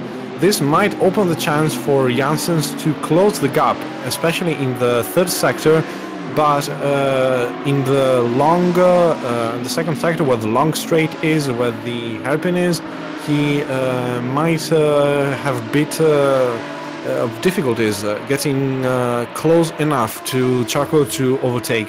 But we do not need to forget that Charcot has 40 kilograms of ballast, so the very high top speed of the Lamborghini might be a bit compromised by this fact. Yeah, that's right. Another battle going on is between Tom and Vega, and Tom seems to be dropping quite some places as he's still running on the medium tires, as you can see on your screen now. And then Vega having a look on the outside. Can he go for the inside? Brakes pretty late. Stays behind Tom for the moment. But yeah, then Tom dropping because his tires are of course worn compared to the drivers around him, and it seems to be pretty a track where you can overtake pretty well, although some drivers, as we've seen earlier, have been in quite long scraps. We saw that between Rens de Kok and I think it was Sultan, am I correct saying that? A couple of drivers we've seen fight with. Yeah, this track has opened up quite a few scenarios for overtakes. We've seen some very daring ones, but we've also seen a lot of clean and hard racing, especially between the likes of Rens de Kok and Blame. They've had I think 5-6 laps where they were constantly switching back and forth and exchanging positions and battling, but never hitting hard each other hard enough to to make them spin. And then we saw Vega have a move on Tom and bring very late, a bit of a dive bomb, but Tom noticed it and went wide, and because he went wide so much, then Vega could hold on to the 18th position and is now driving away from Tom. Pushing back then to the scrap, closest drivers I think currently is between Frits van der Zalm and Cortex and Blame. Can any of them make a move on those drivers in front of them? With 5.5 minutes remaining. Rune Janssens now still on about 1.5 seconds.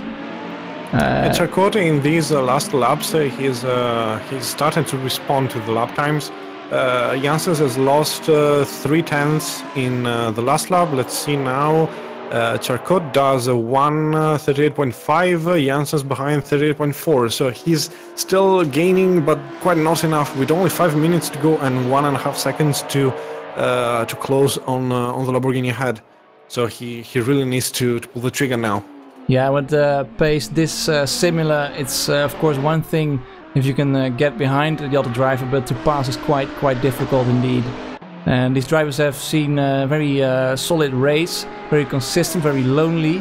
So I'm assuming that their tires, although worn, will be pretty balanced. Where of course we saw earlier many moments between, for example, Rens de Kok and Albert Sultan, where their tires were struggling a bit, and that of course makes it a bit easier for to make an overtaking move. And I don't think it will be quite that easy for between Rune Janssens and Jakob Charcot.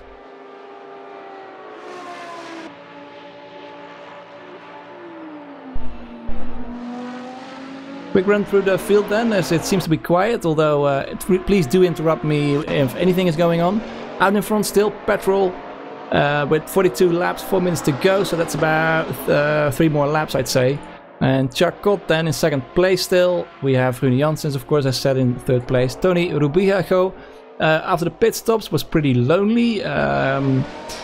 Then Timmy HD, same goes for him, as well as Philippe Simard in 6th place. We have Rob Lewis still in 7th place, although I think he is losing a little bit of time compared to Rens de Kok, and can Rens de Kok then come close to him? De Kok in 8th place at the moment. Sultan in 9th place still, after the Kok was able to overtake him. Sultan had a pretty decent run back through the field after he was last in the first lap.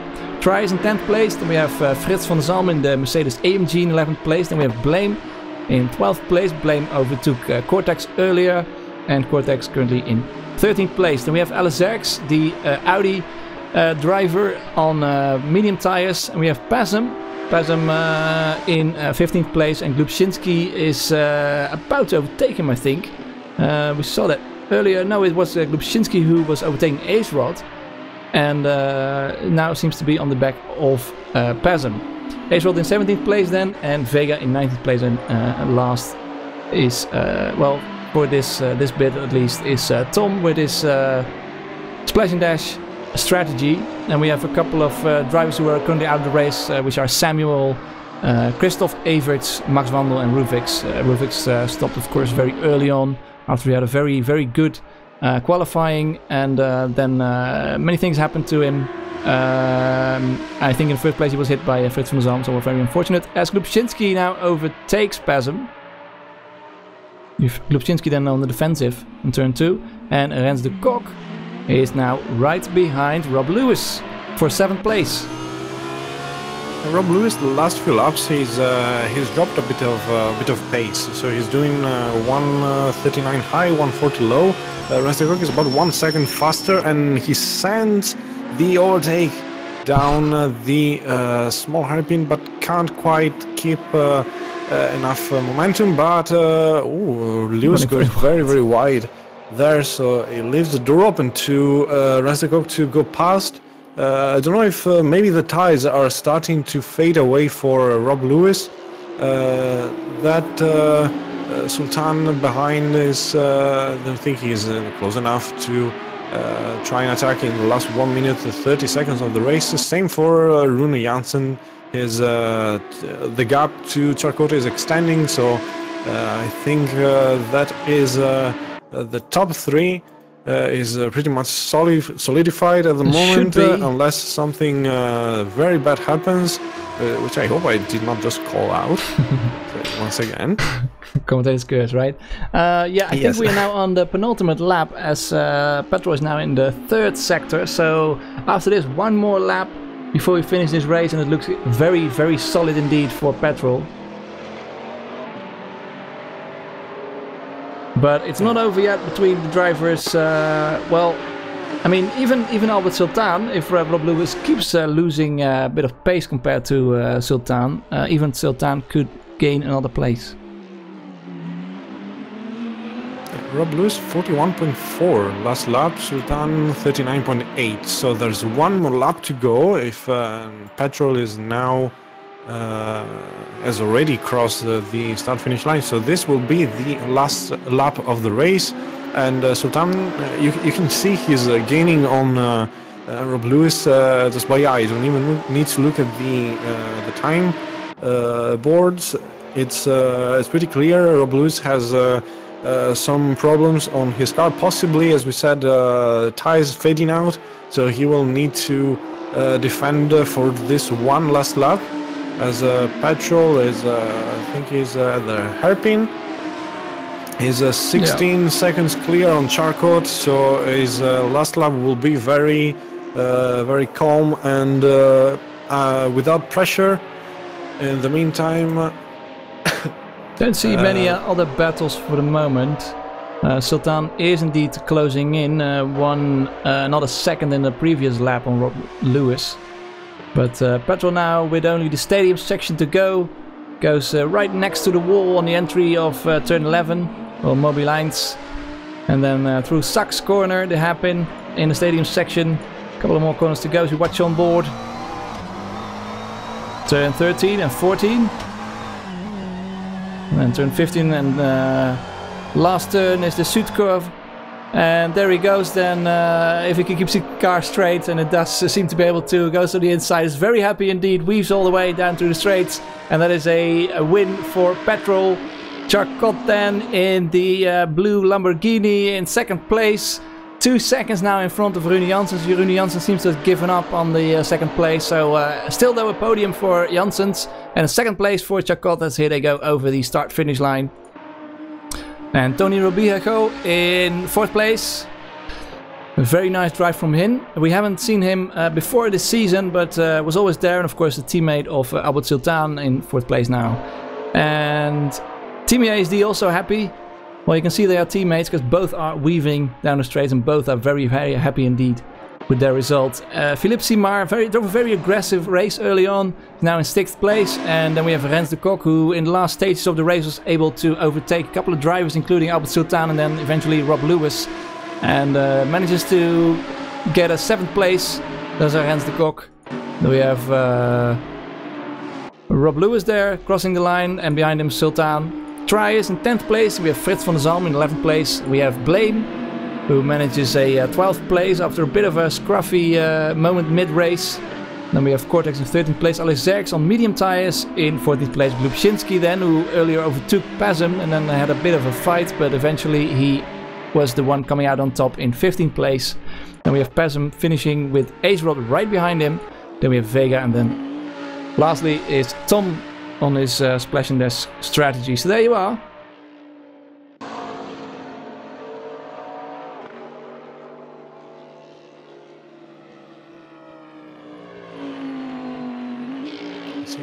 With a couple of Charcot, I think, I was Rubiejo. He has blown up his rear tires, spinning donuts. We see a lot of drivers just venting the tension and the adrenaline in the parking lot, the temporary parking lot, just doing donuts and goofing around. These were 75 minutes full of hard racing to the end. Both for the drivers at the top, they might not have been involved in as many passes as the others, but they had to be absolutely perfect and make no mistakes to stay their ahead. So the pressure was not any lower than the drivers involved in all the battle that we've seen. So there we are, and I'm having a look and see if I can manage to get the final race results. And also I really want that interview with Petrol finally. Yeah, I will try and get him on the server. And yeah, he was the fastest in practice. He set the pole up by quite a margin, considering, as we said, the ACRL standards. He's led 100% laps of the race, even during the pit stop. He's finished up ahead of every other driver, and unfortunately, Rune Janssens has snitched the fastest lap of the race with a 1:37.7. So the Grand Chelem has not quite worked out for Petrol, but that's definitely a very solid result and something he must be very proud of.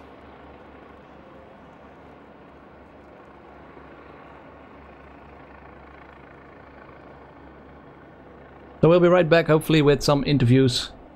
You're watching, of course, the ACRL GT3 2018 season. We just had round 5 at the Hockenheimring. We'll be right back.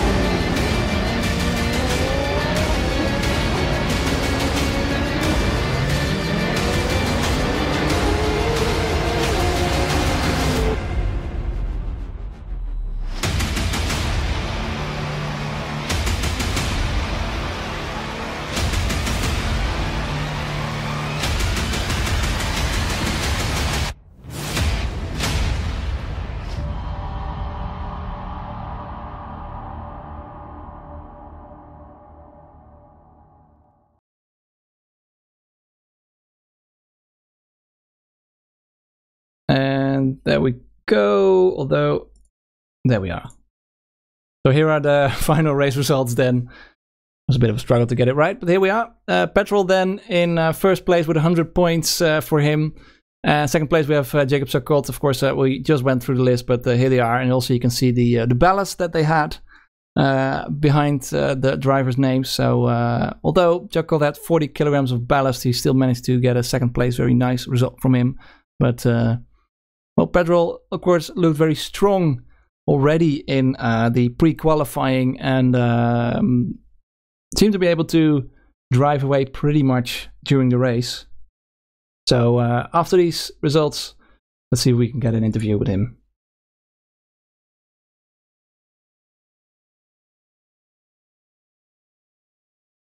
So those are the classified drivers. And I think Petrol by now should be with us. Hello, Petrol, are you there? Hello. Hello. Congratulations with your win. Thank you. Yeah, we saw you be pretty quick already in qualifying, already in pre-qualifying, of course. But then in qualifying, you seem to be quicker by quite a margin compared to the other drivers. Can you talk us through qualifying for the moment? I just practice a lot really beforehand. That's something I normally don't do. I don't practice qualifying, but this time I did, and no ballast as well, and that's what happens. Really, you don't practice qualifying? I just do race practice. Maybe also, it's a bit what's the word? Foolish, but maybe I should start doing it more. Well, it certainly paid off this time. And then after qualifying, there was the race, of course, in lap 1. Well, already before the first turn, you seemed to be quite ahead of the drivers behind, and then you just drove away, wasn't it? Yeah, it wasn't easy. When you're, I mean, after turn 1, you look in your mirrors and there's already a big gap. It's quite relaxing. You got to fight against that. It's very easy to lose your marks and be complacent. That's what I did last race. So I was fighting with myself not to do that again, and I didn't. Right, and I think as most drivers, you had soft tires, and then you stopped around halfway through the race for another set of tires. How were the tires behaving? I think temperatures were about 18 degrees air temperature, so how was that? They were good. Last 5 laps were a bit tricky. You just had to ease off the throttle a little bit. You couldn't get on it as early as you could before, but yeah, it wasn't too bad. No overheating then? It overheated in the last turn, but that, in a way that sort of helps in turn 1, rotate you a bit more. Then you've got to be careful not to just spin. Yeah, we saw quite a couple of drivers spin, some on their own. Yeah, well, I don't know if there's anything else we can talk about. Well, of course, you were a driver without ballast. Many drivers around you had some ballast. I don't know what the championship standings will be after this, but probably you will have some ballast, I suspect. Yeah, I'm not sure. We'll see. All I know is Jakob was, again, insanely quick, 40 kilos, and he's doing the same lap times as me. Yeah. That's insane. And Rune as well, 20 kilos on him. Yeah, we saw Rune close up on Sarkot towards the end of the race, and then he got within almost a second, and Sarkot just immediately responded to him and drove a bit quicker again. So yeah, it's quite amazing, and I hope one day we could possibly get an interview with him as well. Oh yeah, I've got to give him a shout out because they were so good. I couldn't stop pushing because if I'd let off, he was gaining. So fair play to them. Yeah, for sure. Also, your teammate, Teamy ASD, finished in 5th place. Not too bad. I like that guy. He's a nice guy. Is he? Yeah. Tell us about it. Oh, I saw in the mirror. Turn 1, something happened, and then that was it. Really, they were gone. I'm not sure what happened.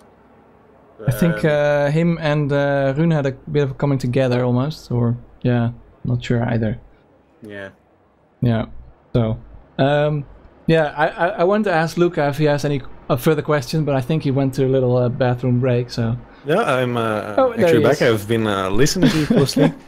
Welcome back. And yeah, I do have one bit of a question for a driver here, for a winner. Well, first of all, congratulations, fastest lap in practice, fastest lap in qualifying by 3/10 on Rune. You've led all the laps of the race, so that was just an astonishing performance. So congratulations on that. Thank you. I won't do it again. Well, John, there's always a first time, but it doesn't have to be the last time. You've pulled a gap already at the start of the race, and you've kept increasing that gap to the drivers behind. Were you under like any risk of just dozing off a little bit and falling off the concentration, or were you on your mark 100% of the time, even without anybody to directly compare yourself against on track? A couple of times I slipped a bit, but I was trying to not do the same thing that I did last race. That was always on my mind. And I had the two guys behind me constantly matching my pace, so I had to keep going as fast as I could. I couldn't let off. So that kept me awake. So you were having a look at the lap times of your opponents Every lap. behind. Well, yeah. Well, I've always known you to be a driver that likes quite an aggressive setup. You've if there's a setting for the win, you try to go lower than that's possibly available. And this track, we've seen a lot of drivers struggling, especially in when the tires were overheating in the last sector, because the rear tires were really heating up a lot. Did you have to adjust your setup accordingly? Could you run your usual style and without problems? It was just a pre-quali set, exactly the same, just soft tyres. All right. So, yeah, pretty comfortable even on the edge, and that has really showed in the lap times. I ran more wing than I'm known for. So you've actually run wing this time. This is what you mean. I'll put it on. It looked nice. I'll put it on. There's places for stickers too, if you want to send a message. Exactly. Sponsors. Someone sponsor me. Come on. Well, we have a lot of people watching, so maybe who knows? It wouldn't be the first sim racer to land on a real team. So that you will have to show maybe a couple more races like that. So I really hope we will see you up here again in the next races. Well, yeah, I hope so. It probably won't happen. I'm being realistic, but I hope so. No, you shouldn't be realistic. You should be optimistic. Always. Maybe. Yeah. Well, congratulations from me as well, and thanks for the interview. I like having you here. Well done, ACRL. Okay, I think we have. I think we might have his teammate, Team ASD, with also a very solid performance in this race. Team Supernova seemed to be really on the ballpark here. He agreed to have a little chat with us. If I just can find him, and yeah, he should be joining us anytime soon. Hold on, just I'm gonna go grab him. So Lucas then running out of the commentary booth, of course, on towards the track where Timmy ASD still has his car, and drags him out of the car, of course, with the seatbelt still on, but who cares? And then drags him towards the pit box. Hello, Timmy ASD. Welcome. Hello. Can you hear me? I can hear you very well. Yes, mic check positive. Thank God.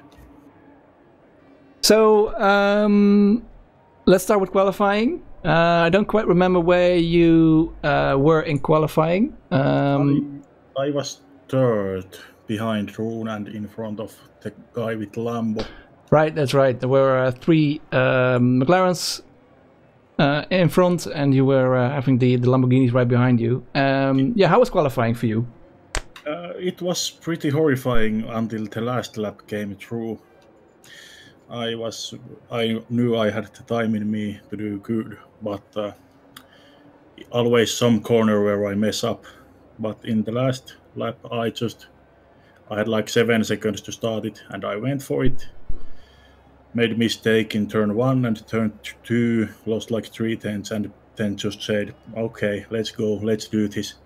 And then in the end, I took like 6 tenths back in the last 2 sectors. Wow. And yes, yeah, after...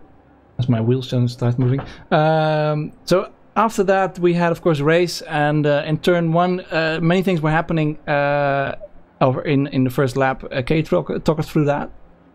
Yeah, I got a pretty good start. I started to gain on Rune on my right side, but I think he ran a bit wide. I think I gave him enough space. And then we raced to turn 2, where he overtook me, but shoot a little wide. I tried to undercut him at the corner to the straight, but he had forgotten to turn his traction control on, so he spun there. Right. So then I was like 8th or 9th and just kept waiting for opportunities and crashes because the guys were pretty aggressive and lots of stuff was going on. Yeah, that's certainly what we saw. And then eventually you managed to hold on to P5. Yeah, actually this was my best qualifying and best race in whole of ACRL on Split 1 or Pro. Oh. So I'm pretty happy with that.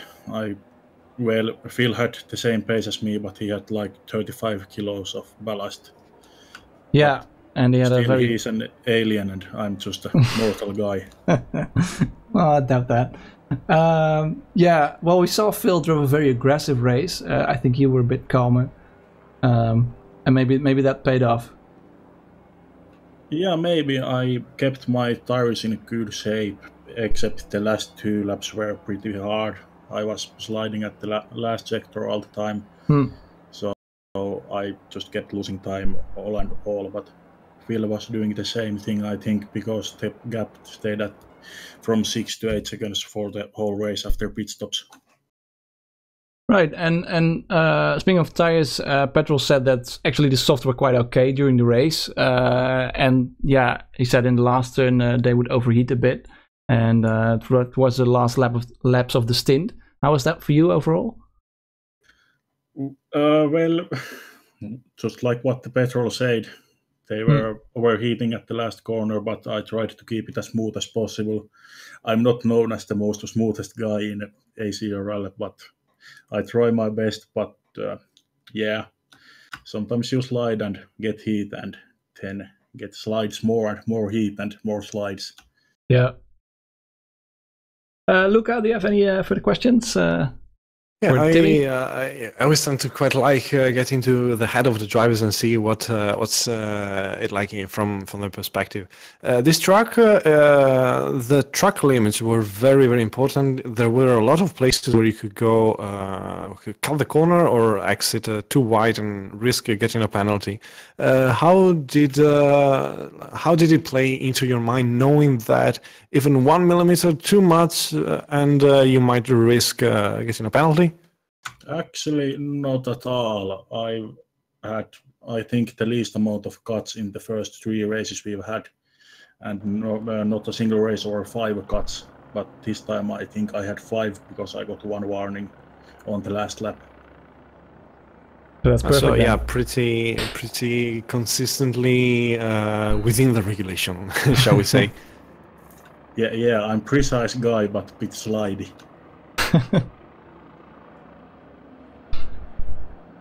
Well, that's excellent. Yeah, I want to thank you very much for this interview, and congratulations with your best result in ACRL so far. It's very nice to hear, and very nice to hear from you as well in this interview. Yeah, thank you very much. No problem.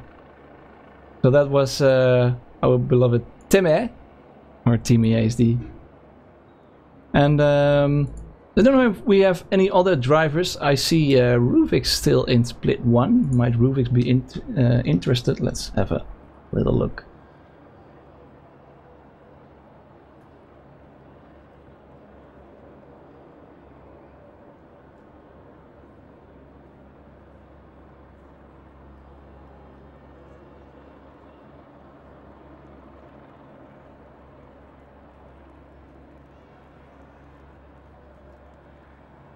Well, no reaction from him just yet, so I think we'll leave it with this, unless maybe you can find anyone else, Luca. Let's have a I don't think. I wanted to hear about what Janssen had to say. I wanted to know what happened in that first corner, but he's kind of made of a vow not ever to speak in public, so no, he wouldn't even come into the comms during our 24-hour the North Live, so it was a bit hard, that one.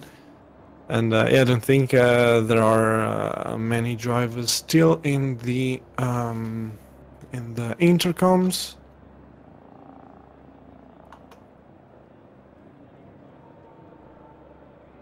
Yeah, looks like that's it for the moment.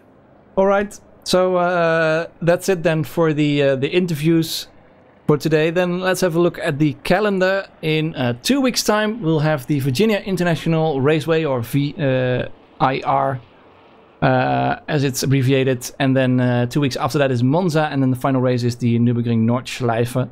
This will be a tough race, and I'm looking forward to that one. The only race that will be 90 minutes long, the Nordschleife. Didn't even know that. So there you go. So 90-minute race then for the Nordschleife, and that's then the end of the series. 8 rounds in total. Luca, will there be any more points for the final round then, or is it the same as the other rounds? I will get back to you next time. I'm not quite sure. Okay. So I think it's the same amount of points, but I'm not pretty sure. All right. So hopefully we can see you in 2 weeks' time. I want to thank you for watching this stream, and Luca. Yeah, thank you all for watching. It's the work we're putting into this is really it's really nice to see that so many people are watching and appreciating all the work that we're doing, and even just for the drivers, just being able to watch live a race like this, 75 minutes of hard racing is it's good, very good. All right, so hopefully see you in 2 weeks' time, and for now, have a good evening and bye bye. And good night.